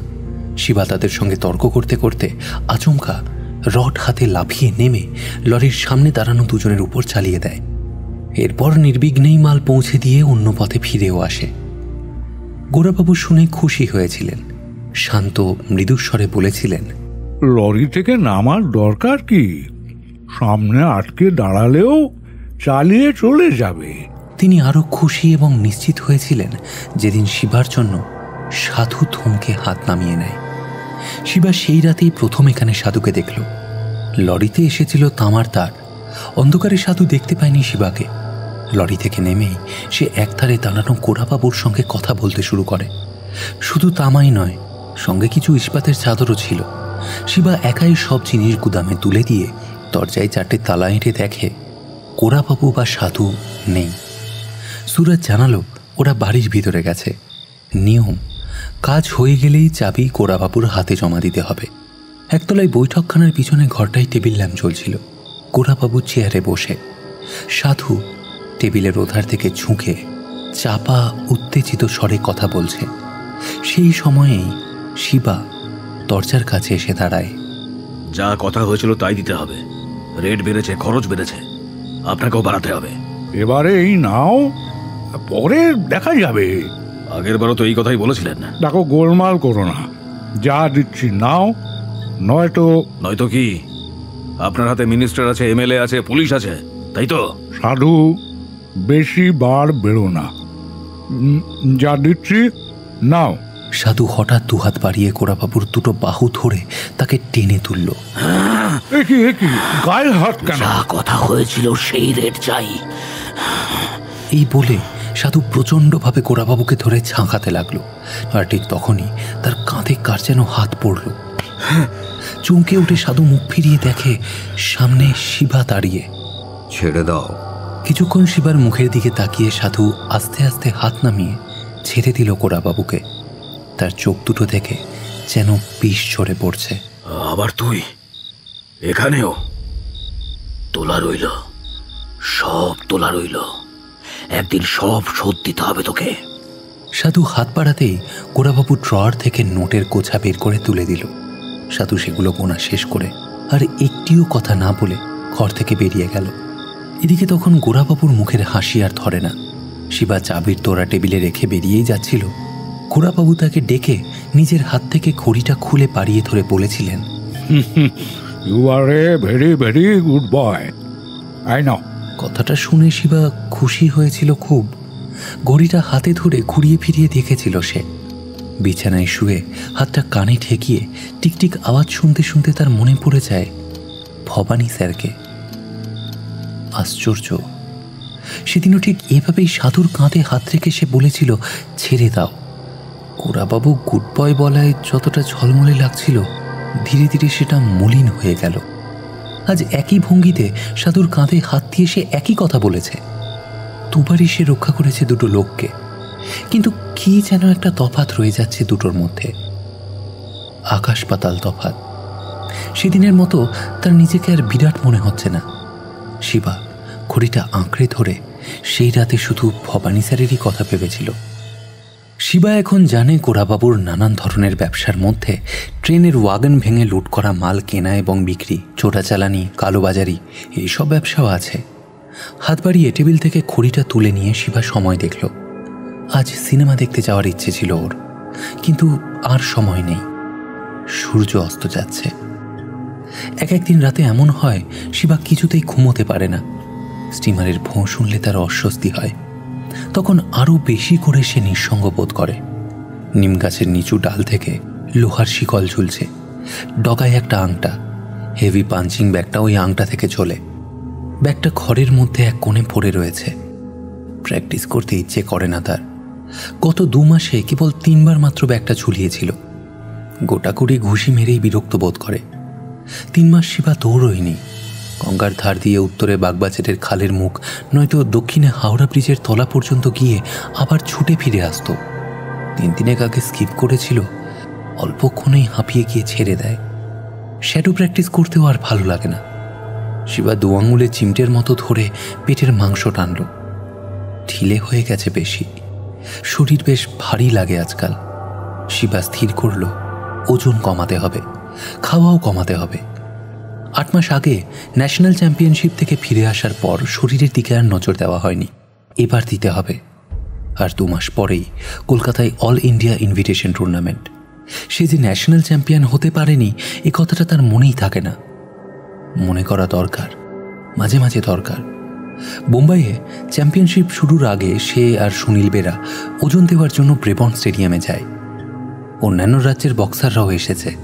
সুনীল একজনকে দেখিয়ে বলেছিল, চিনে রাখ, জব্বলপুরের রোজারিও এখন ইন্ডিয়া চ্যাম্পিয়ন, লড়তে হবে ওর সঙ্গে। শিবা দেখল তামাটে চিপচিপে লম্বা একটা লোক কটকট করে বেরিয়ে যাচ্ছে। শিবা শুধু ওর পিঠটুকু দেখতে পেল। ব্রেবন থেকে বেরিয়ে চার্চগেট স্টেশনের সামনে ফুটপাতে দাঁড়িয়ে সময় কাটাচ্ছিল ওরা। সুনীল আগে বোম্বাইতে এসেছে। সে বাড়িগুলো এবং রাস্তা চিনিয়ে দিচ্ছিল শিবাকে। এই যে ইলেকট্রিক ট্রেন এখান থেকে 2 মিনিট অন্তর ছাড়ছে, তারপর সোজা চলে যাচ্ছে উত্তরে বোম্বাই শহরের মাঝখান দিয়ে বরিউড। রাতে 2-3 ঘন্টা বাদে সারাক্ষণই ট্রেন চলে। এখানকার লোকটাই বেশিক্ষণ বাইরে থাকতে পারে, কাজও বেশিক্ষণ করতে পারে, পয়সাও বেশি কামায়। রাস্তা দেখছিস কত চওড়া আর পরিষ্কার, গাড়িগুলো কি স্পিডে চলছে, ট্রাফিক জ্যাম নেই।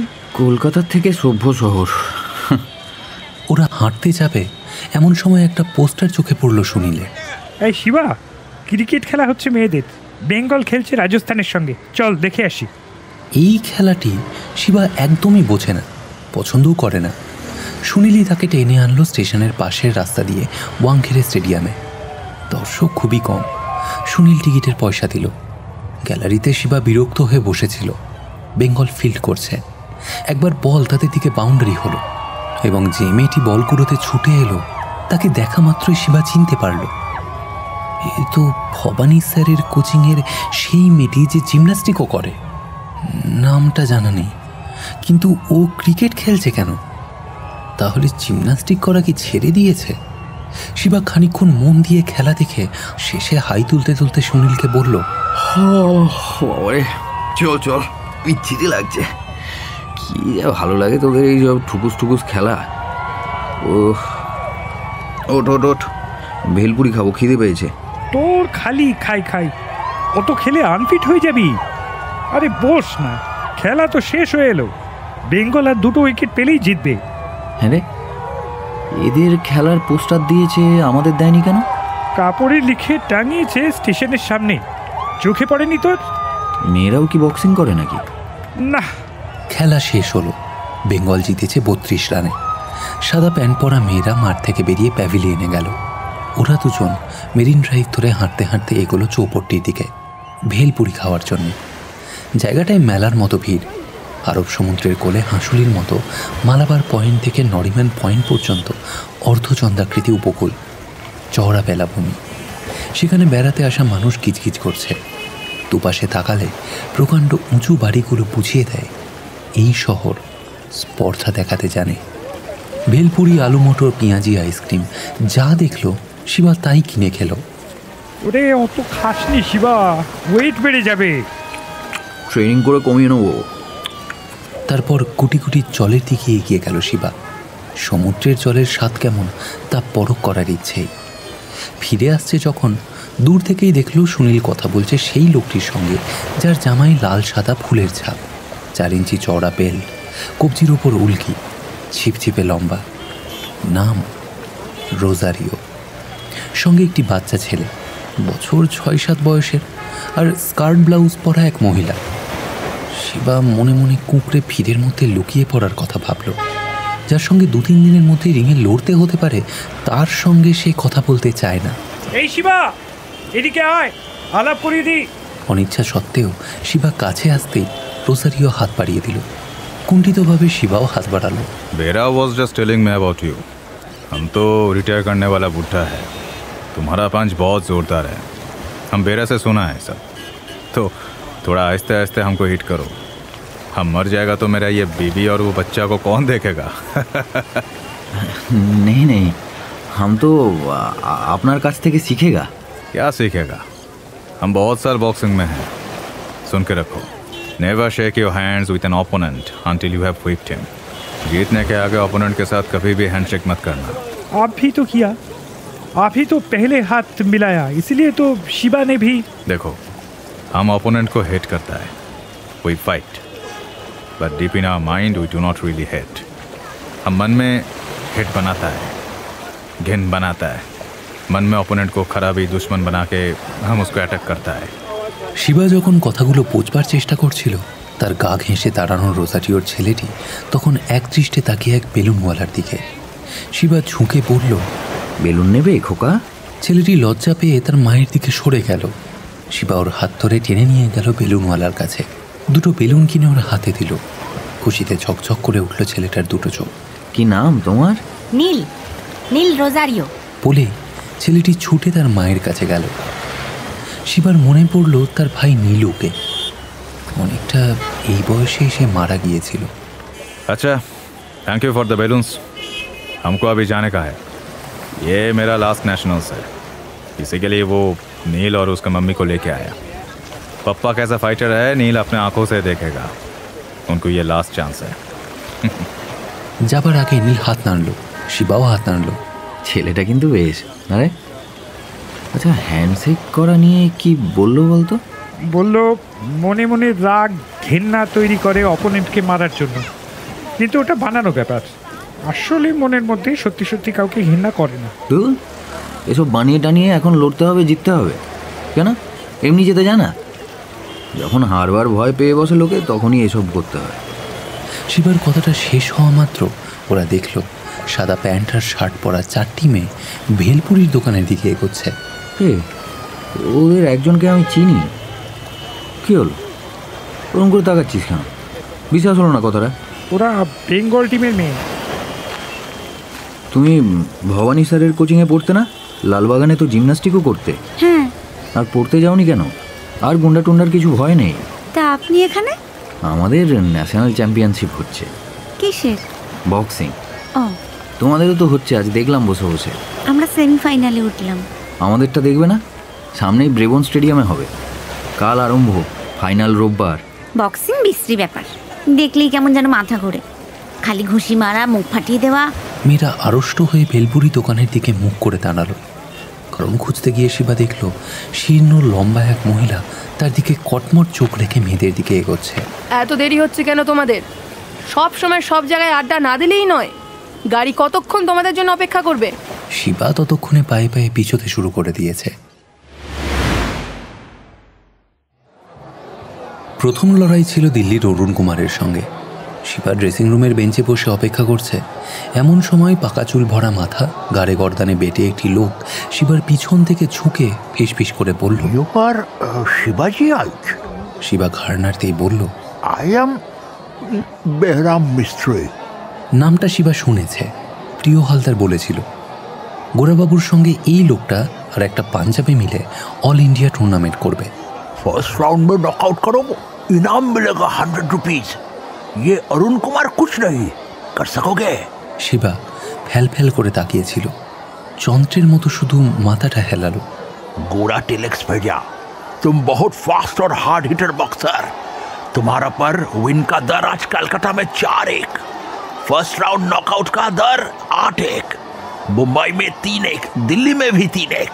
बेहराम मिस्त्री और कांच चापड़े আরেকবার বলে 100 रुपया 100 रुपया।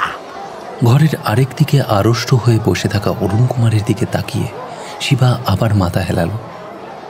ব্যাপারটা সে বুঝতে পারছে না, তবু এটুকু সে জেনে গেছে তাকে ফার্স্ট রাউন্ডে জিততে হবে।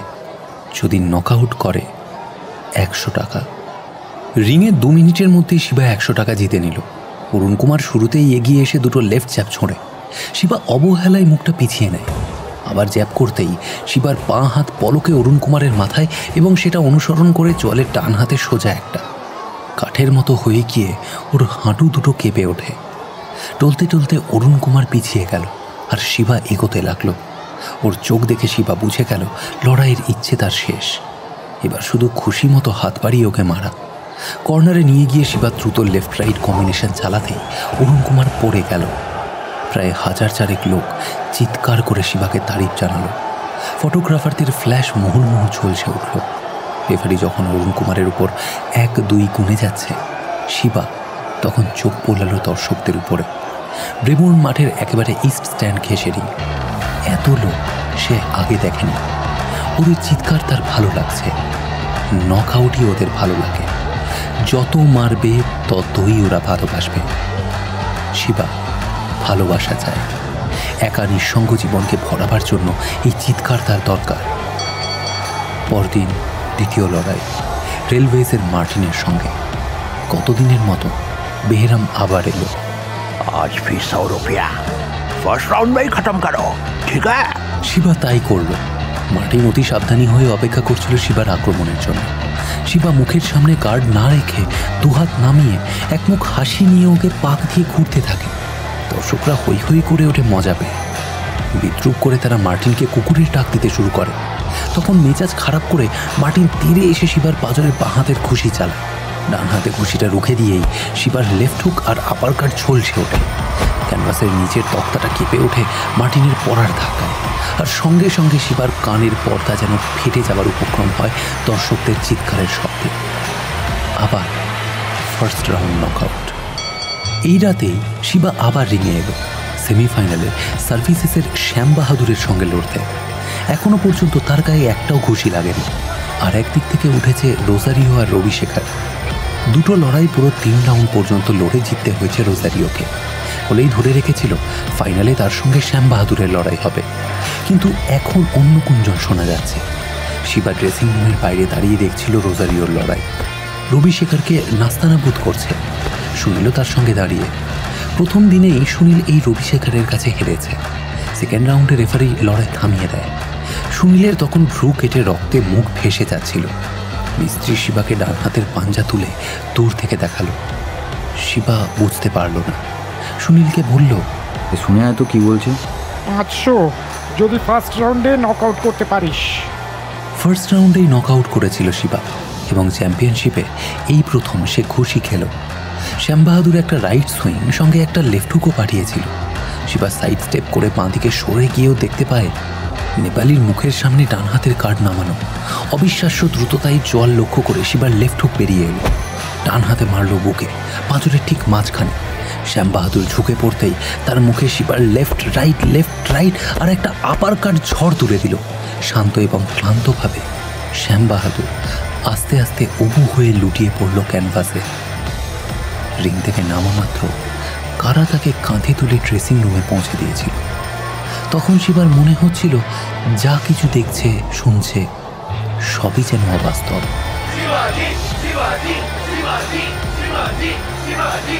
চায়ের দোকানের শিবা ব্রেবোর্নকে কাঁপিয়ে এখন শিবাজি ধ্বনিতে নায়কের মর্যাদা পাচ্ছে। শিবা বিশ্বাসই করতে পারছে না। পরদিন কলকাতা থেকে গোরাবাবু প্লেনে উড়ে এলেন। খবর পেতেই বিকেলে তার হোটেলে শিবা দেখা করতে এলো সুনীলকে নিয়ে। গোরাবাবু সুনীলকে ঘরের বাইরে কিছুক্ষণের জন্য পাঠিয়ে শিবাকে বললেন, শোনো শিবা, এই ফাইনালটা নিয়ে হেভি ব্যাটিং হচ্ছে বুঝলে। হাজার হাজার টাকার ব্যাপার। আমারও অনেক টাকা এতে রয়েছে। তো তুমি কি ফার্স্ট রাউন্ড নক আউট করতে পারবে? এই নিয়েই ব্যাটিং। দরটা অবশ্য বেশি তোমার বিরুদ্ধেই। ধরেই নিয়েছে আমি পারবো না। হ্যাঁ, বারবার 3বার যা পেরেছ, চতুর্থবারটা হবে না, এটাই সবাই ধরে নিচ্ছে আর কি। ধরে নিচ্ছে? ধরে নিলেই হলো? আমি ফার্স্ট রাউন্ডেই করব। সে কি, কিসের জোরে একথা বলছো? রোজারিও বুড়ো হয়ে গেছে, গায়ের জোরও কমে গেছে, আর আমার থেকে স্লো, দমে পারবে না। না শিবা, রোজারিও পাঁকাল মাছের মতো পিছল, শেয়ালের মতো ধূর্ত, বুঝলে? কিভাবে লড়াইগুলো পয়েন্টে জিতেছে লক্ষ্য করেছ? হ্যাঁ করেছি। সব জোড়াজুড়ি ভেঙে যাবে যখন এই লেফট হুক পড়বে না চোয়ালে, তখন দেখতে পাবেন। রোজারিও কিন্তু বেহেরামের লোক, বুঝলে? আমার পার্টনার হলেও ওকে আমি বিশ্বাস করি না। ও চাইবে আপসেট ঘটিয়ে দাও মারতে। তোমাকে কিছু খেতে দিলে খাবে না, জলও না, বাইরে থেকে জল নিয়ে যাবে ফ্লাস্কে। মনে রেখো, তোমার উপর অনেক টাকা আমি ধরেছি। ফার্স্ট রাউন্ড নক আউট চতুর্থবারও হবে, জেনে রেখে দিন। কিন্তু শিবা একটা জিনিস জানতো না, রোজারিওর বউ ও ছেলে রিংয়ের ধারে বসবে। ছেলে একবার অন্তত বাবাকে ন্যাশনাল চ্যাম্পিয়নশিপে লড়তে দেখুক। ফাইনালের দিন অন্যান্য ওয়েটের লড়াইগুলোর দিকে দর্শকরা খুব একটা ভ্রুক্ষেপ করল না। তারা প্রায় 7-8 হাজার। প্রথম রাউন্ডেই নক আউট করার ভেলকি দেখতে এসছে তারা। 3বার ঘটিয়েছে যে, সে চতুর্থবারও ঘটাবে না কেন? বোম্বাইয়ের বক্সিং পাগলরা অপেক্ষা করছে আরেকবার ভেলকি দেখার জন্যে। তাই শিবা রিংয়ে উঠতেই রকেটের মতো একটা উল্লাস হুশ করে আকাশে উঠে গেল। ডান হাত তুলে শিবা চারধারে তাকিয়ে মাথা নোয়াল। এসব আদব কায়দা সে এখানে এসে দেখে শিখেছে। পিঠের তোয়ালেটা সুনীলকে দিয়ে সে রিংয়ের ধারে বসা মানুষদের উপর চোখ বোলাতেই দেখতে পেল রোজারিওর ছেলে নীল তার দিকে তাকিয়ে। বড় বড় দুটো চোখে বিস্ময়, সারল্য এবং ভয়ও। চোখাচোখি হতেই নীল হাত নাড়ল। শিবা পারল না। হাত তুলতে গিয়ে তার মনে হলো কি যেন চেপে ধরেছে। হঠাৎই তার মনে হলো তার ঘৃণা দরকার। হেড, রোজারিওকে হেড করতে হবে, নয়তো সে লড়তে পারবে না। ভিতর থেকে একটা জোর তাকে জাগিয়ে তুলতেই হবে। কিন্তু কোথা থেকে সে পাবে এসব? রোজারিওকে সে প্রায় চেনেই না, কিভাবে সে ঘৃণা তৈরি করবে? শিবা শ্যাডো করার জন্য কয়েকবার শরীরটা নাড়িয়ে ঘুষি চালালো। কেন জানি না, ওর নিজের ওপর একটু রাগই হলো।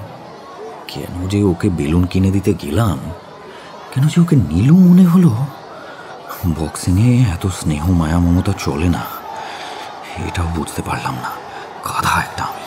রোজারিও রিংয়ে উঠতে শিবা লক্ষ্য করল নীল একইভাবে হাত নাড়ল। হাসিতে ছকছক করে উঠল রোজারিওর মুখ। সেও হাত তুলল। শিবার মনে হলো তার জন্য কেউ নেই। কলকাতা হলে নিশ্চয়ই ননি থাকতো। ননি ননি ননি, উফ! রাগে ঝাঁঝা করে উঠল শিবার মাথাটা। কেন ভাবছেও ননির কথা? এই ননি তো সেদিন লিখেছিল, সাবাস ফাইটার, এবার পাবি সোনার বকলেস। হ্যাঁ হ্যাঁ, সোনার বকলেসই গলায় নেবই নেব। আমি কুকুরই। তোমাদের সবাইকে দেখাবো আমি ফাইটার কিনা। সোনার বকলেস পরেই যাব তোমাদের কাছে। সেদিন সবাই এসে আমার পা চাটবে। পারবো, আমি ঠিক পারবো। তবে শিবার মনে হচ্ছে তার বাঁ হাত থেকে এড়িয়ে যাওয়ার সাধ্য রোজারিওর নেই। ফার্স্ট রাউন্ডে ফেলে দিতে হলে ওকে বাঁ হাতের পাল্লার মধ্যে কাছে টেনে আনতে হবে, কিংবা এগোতে হবে। ফার্স্ট রাউন্ডেই ওকে চাই। কোরাবাবুর কাছে সে বড় মুখ করে বলেছে। রোজারিও দূরে দূরে ঘুরছে, হয়তো শিবার মনের কথা সে জেনে গেছে। শিবা এগোলো, রিংটাকে আড়াআড়ি কেটে এগোতে সে রোজারিওকে কর্নারে নিয়ে যাচ্ছে। দর্শকরা বুঝতে পেরেছে খতম করার জন্য শিবা এইবার কিছু একটা করবে। তারা প্রায় একসঙ্গে চিৎকার করে উঠল। শিবার লেফট হুক তৈরি হয়ে ওঠার আগেই রোজারিও এগিয়ে এসে জড়াজড়ি করে ফেলল। শিবার গলায় ওর ডান হাত, জোরে হাত চালাবার পথ বন্ধ। ব্যর্থ খুশি রোজারিওর বগলের নিচে মারতে মারতে শিবার ঠেলে সরাতে চাইল, কিন্তু রোজারিও ছাড়ছে না। রেফারি হুকুম দিল। পিছিয়ে যেতে গিয়ে শিবার টান পা সামান্য পিছলে গেল। খুবই সামান্য। আর সেই মুহূর্তে শিবার চোখ পলকের জন্য ক্যানভাসের দিকে নামতেই ঠিক তখনই কানের উপর রোজারিওর রাইট সুইংটা এসে পড়ল। তার সঙ্গে সঙ্গেই একটা স্ট্রেট লেফট। শিবা তরাম করে ক্যানভাসের উপর পড়ল।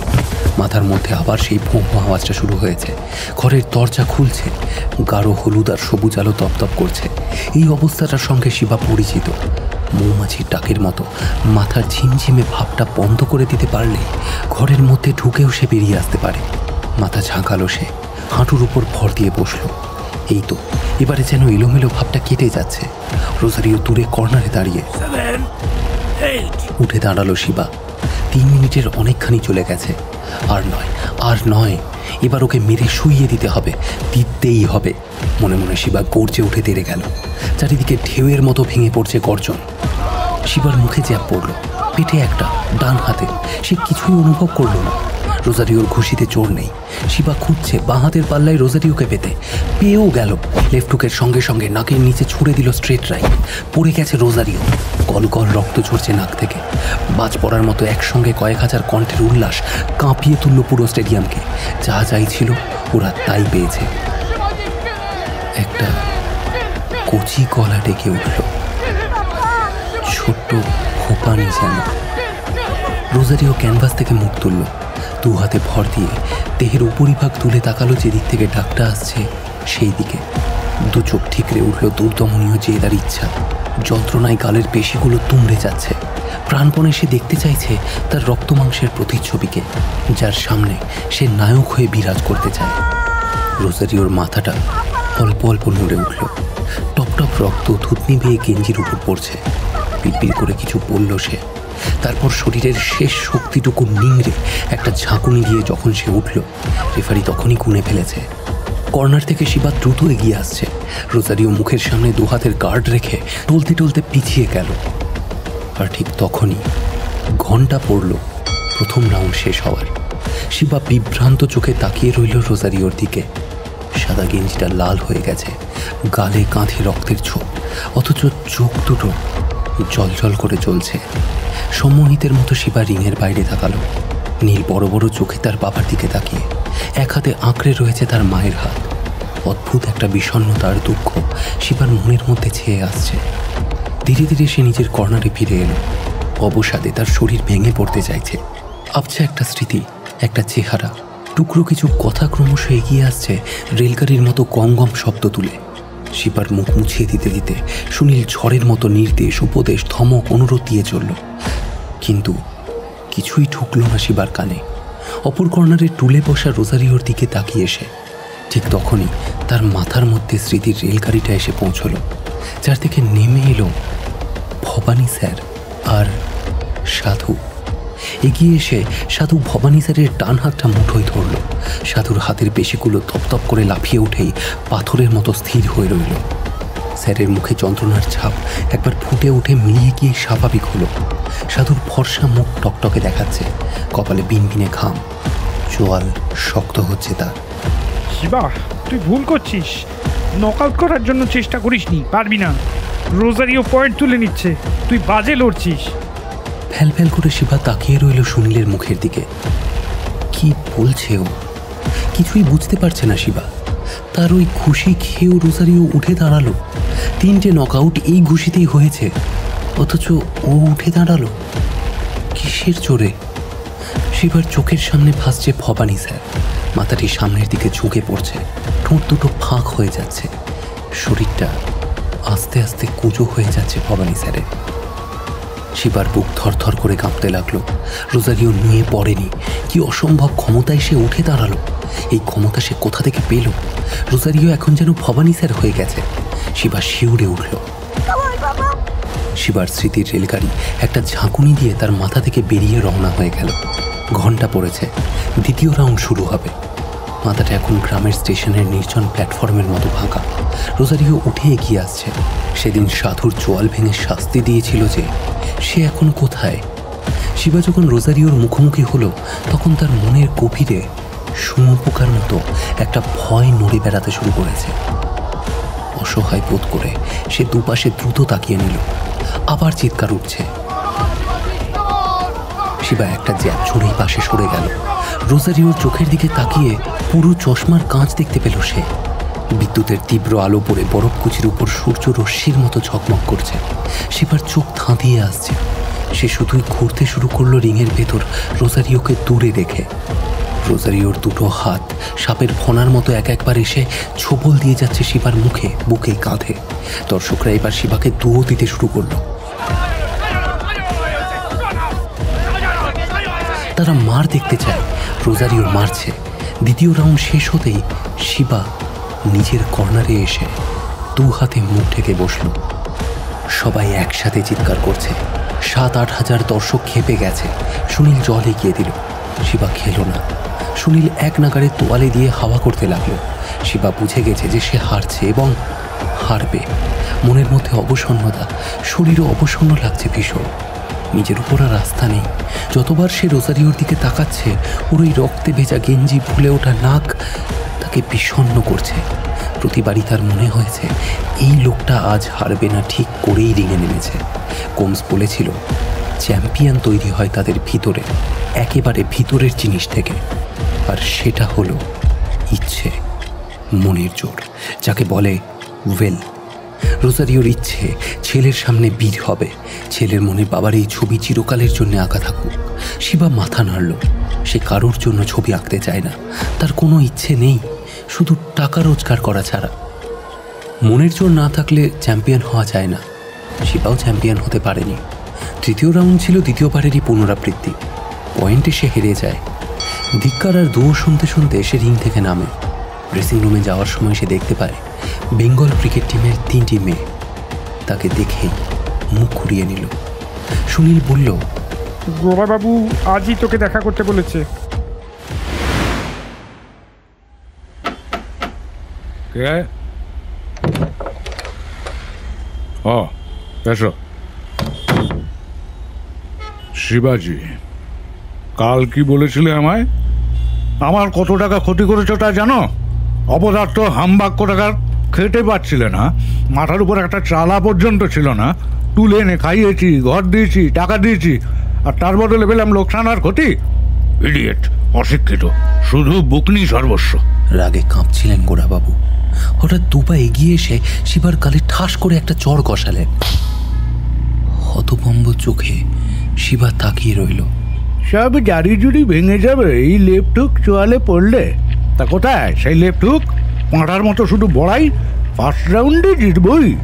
থার্ড ক্লাস বক্সার একটা, শুধু গায়ের জোর ভাঙিয়ে বরার জোরে নকআউটগুলো করে ধরাকে সরা দেখা, লাঠি মেরে বিদায় করবো। কথা শুনে বিশ্বাস করে এখন লোকসান হলো 13,000 টাকা। পারবে পারবে এই টাকা ফিরিয়ে দিতে?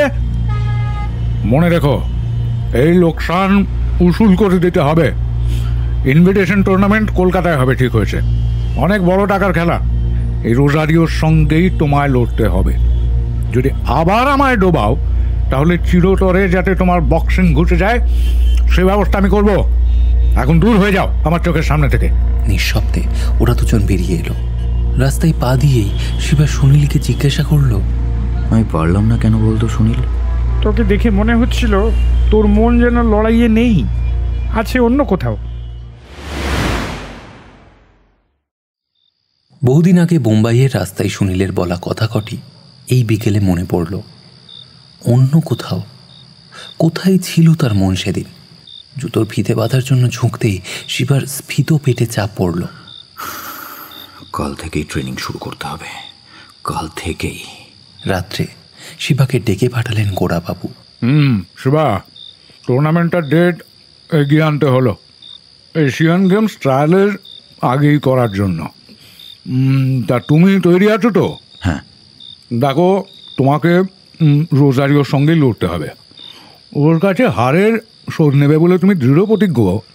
এইভাবে পাবলিসিটি করা হবে, বুঝলে? ফার্স্ট রাউন্ডে নক আউট করবে বলেছো, এই কথাটাও থাকবে ওই ক্যাসিয়াস ক্লের কায়দায় আর কি। সে যেমন আগেই বলে কত রাউন্ডে নক আউট করবে সেই খবর খবরের কাগজে সেই রকমই বলা হবে, বুঝলে? তো পোস্টারও দেওয়া হবে। পারবে? পারবো। শোনো, আমার অনেক টাকা লোকসান করেছো, মনে আছে? হ্যাঁ। অবশ্য টাকায় নক আউটটা ম্যানেজ করতে পারি, কিন্তু বেহেরাম সেজন্য অনেক টাকা চাইবে। তার থেকে তুমি যদি করে ফেলতেই পারো তাহলে আর ওপরে যাব না, দরকারই হবে না। অনেক টাকা ধরবো তোমার উপর। পারবে? পারবো, ফার্স্ট রাউন্ডেই নক আউট করবো। যদিও সে জানে লড়াইয়ের জন্য তার শরীর একদমই অপ্রস্তুত। টিনের চালার ইনডোর স্টেডিয়ামে রিং তৈরি করে তার চারিদিকে গ্যালারি বসিয়ে টিন দিয়ে ঘিরে প্রথম all India invitation boxing tournament শুরুর 7 দিন আগে থেকেই প্রচার হয়েছিল দারুণ লড়াই হবে শিবাজি আইচের সঙ্গে ফ্রান্সিস রোজারিওর। প্রেস কনফারেন্স, পোস্টার, হ্যান্ডবিল, ব্যানারে হোর্ডিং এইসব মিলিয়ে ফ্রিস্টাইল কুস্তিতে দারা সিংকে যেভাবে তুলে ধরা হয় ঠিক তেমনভাবে এই লড়াইটাকেও চাঞ্চল্যকর, উত্তেজক করে তোলা হয়েছিল প্রচার মারফত। শিবা 1 মাস ধরে ট্রেনিং করেছে ইসিপিসি রিংয়ে। গোরাবাবুর সঙ্গে লালবাগান জিমন্যাসিয়ামের বহু ব্যাপারেই বনিবনা নেই, তাই ওখানে তিনি শিবাকে যেতে দেন না।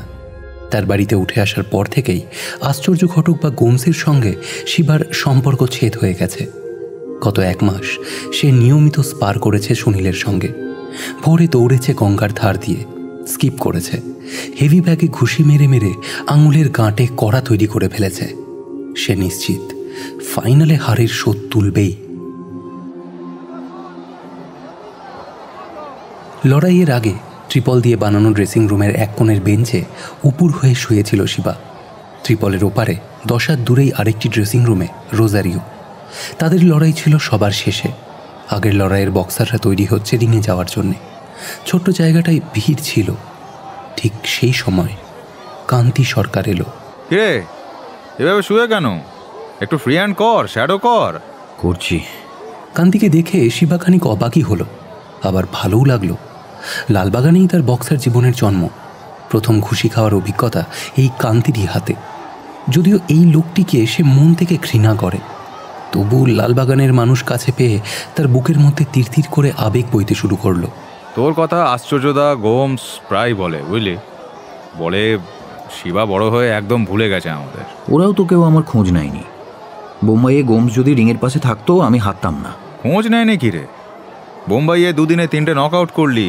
সেই 2 দিন লালবাগানে আশ্চর্যদা শুধু গল্পই করেছে শিবার হেভি ব্যাগ ফাটানোর। গোমস কেক কিনে নিয়ে এসে বিলিয়েছে। দেখ না, আজ সকালে গোমস 4টে কমলা লেবু দিয়ে বললো গুড উইশ জানিও, আর লড়াইয়ের আগে খেতে বলো। কান্তি হাতের কাগজের মোড়ক থেকে প্লাস্টিকের টিফিন কৌটো বার করলো একটা। এনার্জি দেবে, স্ট্যামিনা পাবে, একেবারে ছাড়িয়েই এনেছি। গোমস বলেছে আজ ফার্স্ট রাউন্ড নক আউট হবেই। সত্যি? হ্যাঁ, ওর দারুণ বিশ্বাস তোর উপর। এই বলে সে এগিয়ে ধরলো কৌটোটা। শিবা 1 মুঠো কমলার কোয়া তুলে নিয়ে মুখে পুরল। গোমসের প্রতি কৃতজ্ঞতায় তার চোখে জল এসে গেছে। বলেছে শিবার স্পিডের কাছে দাঁড়াবার মতো এখন কেউ ইন্ডিয়াতে নেই। অমন পাঞ্চের জোর কারণ নেই। কান্তি কৌটোটা এগিয়ে ধরলো আবার। শিবা আরও কয়েকটা কোয়া তুলে মুখে পুরল। তার চোখ জলজল করছে। ঠিক তখনই ড্রেসিং রুমের বাইরে যাওয়ার পর্দা তুলে দাঁড়ালো সাধু। শিবা তাকালো তার দিকে। সে দেখল সাধুর মুখ ধীরে ধীরে হাসিতে ভরে উঠছে। ও নাকি কখনো হাসে না? তাই শিবা অবাক হয়ে তাকিয়ে রইল। পরক্ষণেই পর্দাটা ফেলে দিয়ে সাধু চলে গেল। এবারটা আবার এখানে কেন? ব্যাপারটা তো ঠিক সুবিধের ঠেকছে না। না, আমি দেখে আসছি। বলতে বলতে কান্তি উঠে যাওয়ার সময় অন্য মনস্কের মতো টিফিন কৌটোটা হাতে নিয়েই বেরিয়ে গেল। এদিকে শিবার মনে ততক্ষণে অজানা একটা ভয় উঁকি দিতে শুরু করেছে। সাধু ওভাবে হাসলো কেন? বাইরে তখন তুমুল চিৎকার। প্যান্টাম ওয়েটের একটা লড়াই চলছে। শিবা ড্রেসিং রুমের পর্দা তুলে রিংয়ের দিকে তাকালো। কুমোট ভ্যাবসা পরিবেশ। রিংয়ে 2 জন বক্সার খামছে। একজন জ্যাব করছে, প্রদীপ শিখার মতো হাতটা তপতপাচ্ছে, আর অন্যজন পতঙ্গের মতো জ্যাবের আওতায় আসছে আর পিছিয়ে যাচ্ছে। একজন ভারী মন্থর, অন্যজন চটপটে। শিবা এক দৃষ্টে তাকিয়ে থাকতে থাকতে একবার ঝাপসা দেখল, যেন চোখে কি ঘাম গড়িয়ে পড়েছে। 2 হাতে চোখ দুটো কচলালো। মাথার ভেতরটা একবার ঝিমঝিম করে উঠল। তাড়াতাড়ি ড্রেসিং রুমে ঢুকে জাগ থেকে জল নিয়ে চোখে ঝাপটা দিল। বার কয়েক চোখের পাতা পিটপিট করে নিয়ে দূরে একটা লোকের দিকে তাকালো। পরিষ্কারই দেখতে পাচ্ছে, কিন্তু একবার যেন অসাড় হয়ে আসছে মাথার মধ্যেটা। ঝিম ধরা একটা ভাব মাথা থেকে শরীর বেয়ে নিচে নামছে। সুনীল এসে তার কাছে দাঁড়াতেই শিবা তাকালো তার মুখের দিকে। ওর মুখ ঝাপসা দেখছে শিবা। সুনীল, কেমন একটা লাগছে রে, শরীরটা কেমন যেন অবশ হয়ে যাচ্ছে মনে হচ্ছে। নার্ভাস হোস নি শিবা, এখন নার্ভাস হলে বিপদ। না, নার্ভাস ফার্ভাস কিছু হয়নি,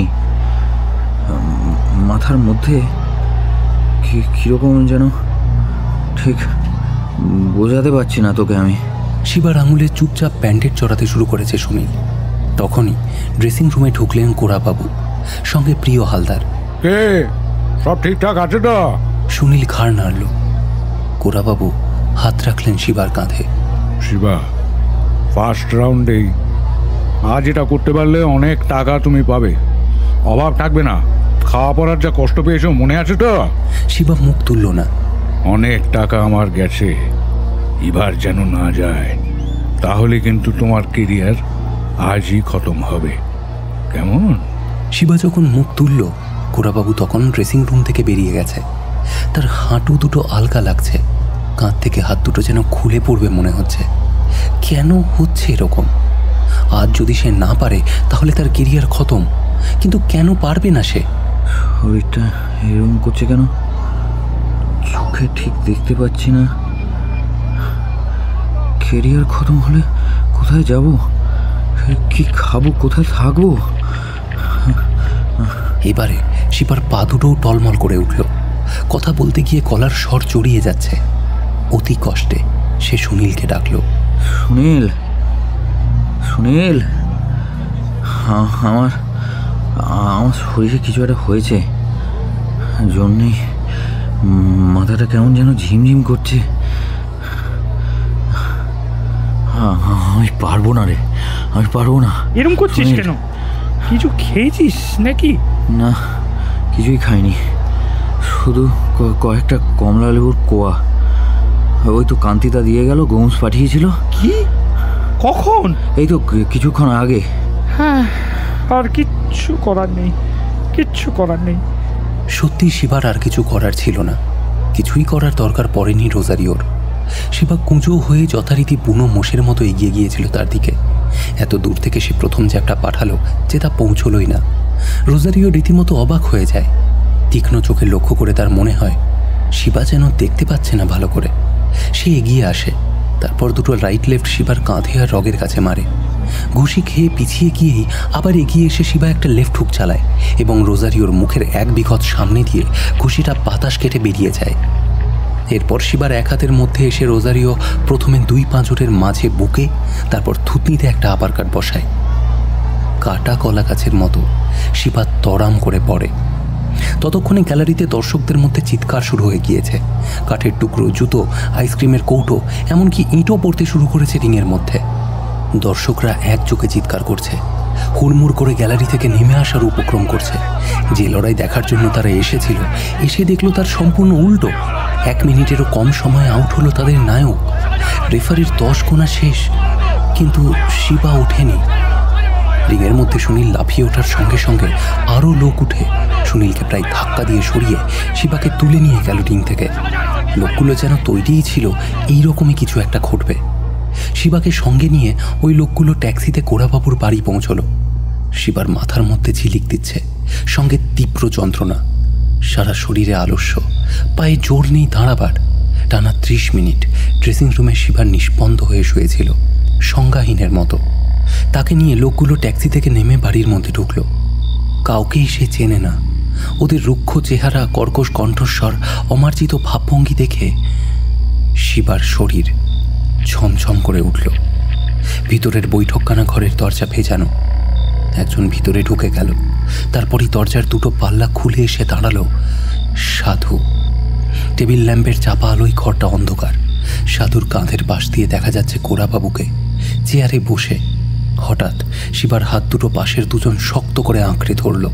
ছাড়িয়ে নেবার জন্য হাত ঝাঁকাতে গিয়ে শিবা বুঝতে পারল যে বৃথা চেষ্টা। তার দেহে কোনো জোর নেই। আমি ঠিক জানতাম তোকে একদিন না একদিন বাগে পাবই। তারপর কি যেন ইশারা করতেই লোক দুটো শিবাকে ঠেলে দিল ঘরের মধ্যে। ডাল সামলে দাঁড়াবার সঙ্গে সঙ্গে তার কাঁধের উপর হাতুড়ির মতো পড়ল সাধুর জোড়া মুষ্টি। যন্ত্রণায় অস্ফুট আর্তনাদ করে শিবা নিচু হতেই সাধু ডান পা তুলে লাথি কষালো তার পেটে। পিছন দিকে হেলে পড়ে যাচ্ছিল সে। ওরা তাকে ধরে দাঁড় করিয়ে দিল। সাধু, একদম খতম করো না। ঘাড় ফিরিয়ে সাধু পিছনে গোড়াবাবুর দিকে তাকালো। তার চোখে এখন হিংস্র বিভৎস চাউনি। বয়স অল্প, পৃথিবীর অনেক কিছুই এখনো তো দেখেনি। দেখুক, শুনুক, বুঝুক, সেজন্য একটা সুযোগ না দিলে অন্যায় করা হবে, বুঝলে তো? বলতে বলতে গোড়াবাবু ঘর থেকে বেরিয়ে গেলেন। আবার সাধু এগিয়ে এসে শিবার সামনে দাঁড়ালো, মুখোমুখি, এক হাত দূরে। দুজনে এক দৃষ্টে পরস্পরের দিকে তাকিয়ে প্রায় 1 মিনিট। দু হাতে সাধু ধরল শিবার 2 কাঁধ। সাপের মতো হিস হিস করছে সাধুর নিঃশ্বাসের শব্দ। আমার জলের কথা মনে আছে? আমার গায়ে হাত তোলার সাহস কেউ আজ পর্যন্ত দেখায়নি। তুই এখনো বেঁচে আছিস, এটাই আশ্চর্যের ব্যাপার। শিবার মনে হলো দুটো সাঁড়াশি তার কাঁধ দুটো যেন চেপে ধরেছে। মাথার মধ্যে সেই ফোঁ ফোঁ শব্দ, পেটে ভয়ানক যন্ত্রণা হচ্ছে। সে দেখতে পাচ্ছে সাধুর ডান হাতের বাইসেপস শক্ত হচ্ছে। ঘুষি মারার আগে এইরকম হয়, কিন্তু কিচ্ছু করার নেই।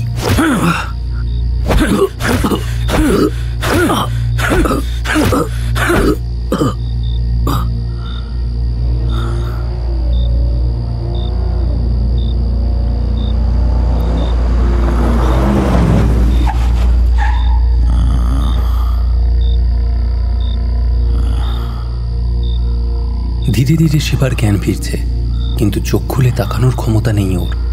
না আছে হাত পা নাড়ানোর শক্তি। সারা শরীরটা যেন অবশ হয়ে গেছে। যন্ত্রণা যখন সহ্যের সীমা পার হয়ে যায় তখন বোধহয় এমনই অনুভূত হয়। বহু দূরে ট্রাক চলার শব্দ আর হর্ন শোনা যাচ্ছে। একটু একটু করে শিবার চেতনা ফিরছে। সে বুঝতে পারল তাকে কোথাও ফেলে দিয়ে গেছে ওরা। নাকের কাছে নরম মাটি, ঘাস, গাছপালার গন্ধ। শিবা ওঠার চেষ্টা করলো, কিন্তু পারল না। হামা দিয়ে এসে কয়েক হাত এগোলো, জোর করে চেষ্টা করলো চোখ খোলা। এইবার পারল। অন্ধকার, ভীষণ অন্ধকার চারিদিক। জিভ দিয়ে ঠোঁট চাটতেই নোনতা স্বাদ পেল। সামনের দুটো দাঁত বোধহয় নেই, ফাঁকা লাগছে। মাথা ঘুরে সে আবার শুয়ে পড়ল। তপতপ করছে আলো, গাঢ় হলুদ আর সবুজ। দেওয়ালে ঝুলছে বিবেকানন্দ আর রামদা। টপ টপ করে রক্ত ঝরছে রামদা থেকে। একঘেয়ে সুরে মন্ত্র পড়ছে ন্যাড়া মাথা লোকেরা। তাদের মধ্যে বসে বটকেষ্ট। মাথার ভেতর সেই ভোঁ ভোঁ ডাকটা ক্রমশ বাড়ছে। আমি কি নক আউট হয়ে গেছি? শিবা ওঠার চেষ্টা করলো। রোজারিও উঠেছিল। রোজারিও মুখ তুলে বারবার রিংয়ের পাশে তাকাচ্ছিল। কি অদ্ভুত ওর চোখ! সারা শরীরে ভয়ঙ্কর যন্ত্রণা ঢেউয়ের মতো আছড়াচ্ছে। বুকে ব্যথা, নিঃশ্বাস নিতে কষ্ট হচ্ছে। কিন্তু রোজারিও যদি বীর হতে চায় তবে সেও হবে না কেন? শিবা বিড়বিড় করতে থাকে, আমিও হব। 2 হাতে 4 দিয়ে শিবা অদ্ভুত এক চিৎকার করে উঠে দাঁড়ালো। সে ঝাপসা দেখছে, হাঁটু থরথর করে কাঁপছে।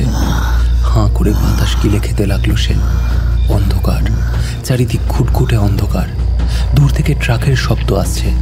হেডলাইটের আলো ক্ষীণ স্রোতের মতো বয়ে যাচ্ছে। 2 হাত পাশে ছড়িয়ে মুখটা আকাশের দিকে তুলে শিবা তুলতে লাগলো। আমি হাত বাড়াবো।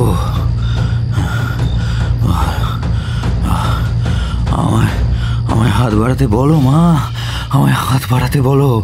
আমি হাত বাড়াবো, আমি হাত বাড়াবো।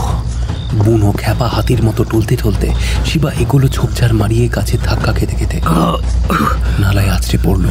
অসমান জমিতে ঠোক্কর খেয়ে মুখ থুবড়ে পড়লো, কিন্তু সঙ্গে সঙ্গে আবার উঠে দাঁড়ালো। Get up Shiba, come on Shiba. বিড়বিড় করতে করতে শিবা এগোচ্ছে, অন্ধের মতো 2 হাত সামনে। একটা জায়গায় পৌঁছে সে বুঝলো একটা বড় রাস্তা। দূর থেকে আলো আর ইঞ্জিনের শব্দ স্পষ্ট হয়ে এগিয়ে আসছে। শিবা দাঁড়িয়ে রইল হাত তুলে। পরপর 4টে ট্রাক চলে গেল ওর হাতকে ভ্রুক্ষেপ না করে। মাথাটা ছিঁড়ে পড়ছে যন্ত্রণায়। বুকে, পিঠে আর তলপেটের উপর যেন পাহাড় থেকে অবিরাম পাথরের চাঙড় ভেঙে ভেঙে পড়ছে। শিবা এক জায়গায় দাঁড়িয়ে টলছে। জামাটা ফালা ফালা হয়ে গেছে। রক্তে ভেসে যাচ্ছে বুক, বিড়বিড় করে যাচ্ছে সে। ঘুম, এবার আমি কি করব? কি বলছো তুমি? Shiba, running is the source of stamina. Stamina, reserve tank. দৌড়, রোড ওয়ার্ক করো। ঠিক ঠিক ঠিক। হঠাৎ শিবা দৌড়তে শুরু করলো। সে দৌড়চ্ছে পিচের রাস্তা ধরে, মাটির উপর দিয়ে। অন্ধকার ঠেলে এলোমেলো পা ফেলে ছুটছে সে। মাঝে মাঝে ট্রাকের আলো তাকে ঝলসে পাশ দিয়ে চলে যাচ্ছে। রোড ওয়ার্ক, এখন আমার ট্রেনিং চলছে। আর যাও সব। শিবাজি আইচ এখন দৌড়চ্ছে। ধাক্কা লাগলে তোমরা সব চুরমার হয়ে যাবে, চুরমার। এখন আমি স্বপ্ন দেখছি, স্বপ্ন, খোয়াব, ভিশন। Yes Gomes, yes.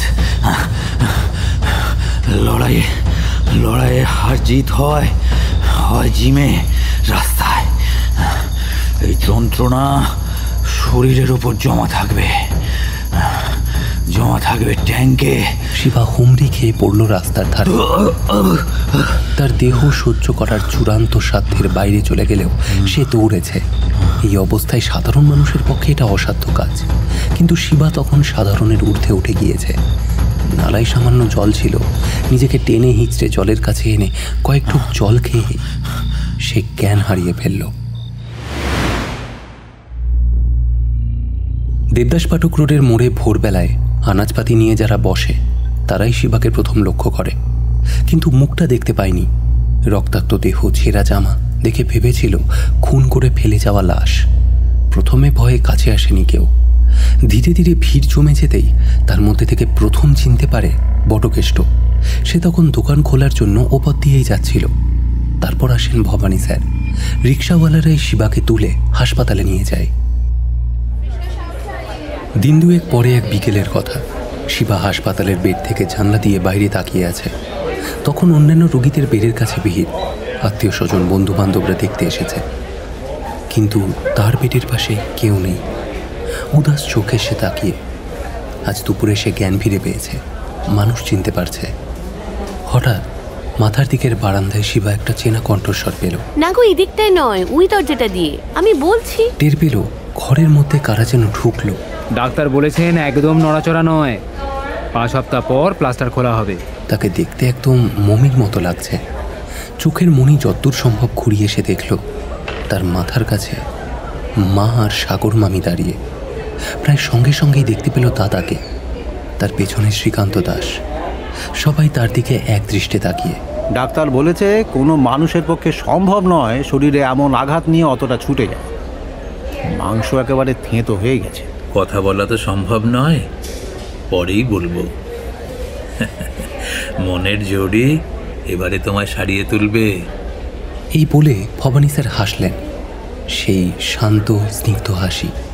ইতিমধ্যে শচীন জামার প্যাকেট থেকে একটা জিনিস বার করে ফেলেছে, খোসা ছাড়ানো একটা সেদ্ধ ডিম। উমা, খাবে কি করে?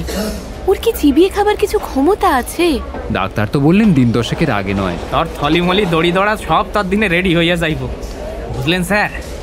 শিবা বড়া জবরদস্ত আদমি, ধর্মেন্দ্র কা মাফিক, বহুত বড়া ফাইটার হ্যাঁ। শিবা আমার ছোট থেকেই বাড়ন্ত। ওকে বড় ভেবে সবাই বড়দের মতনই ব্যবহার করেছে। ওর শিশু মনটার কথা কেউ ভাবেনি। শিবার প্লাস্টারে মোড়া শরীরের মধ্যে তখন একটা কান্না কুমড়াচ্ছে। চোখ বন্ধ করলো সে, ঠোঁট দুটো কাঁপছে, চোখের কোল বেয়ে জল নামলো। সাগর মামি ঝুঁকে পড়েছে। ব্যথা করছে? যন্ত্রণা হচ্ছে শিবা?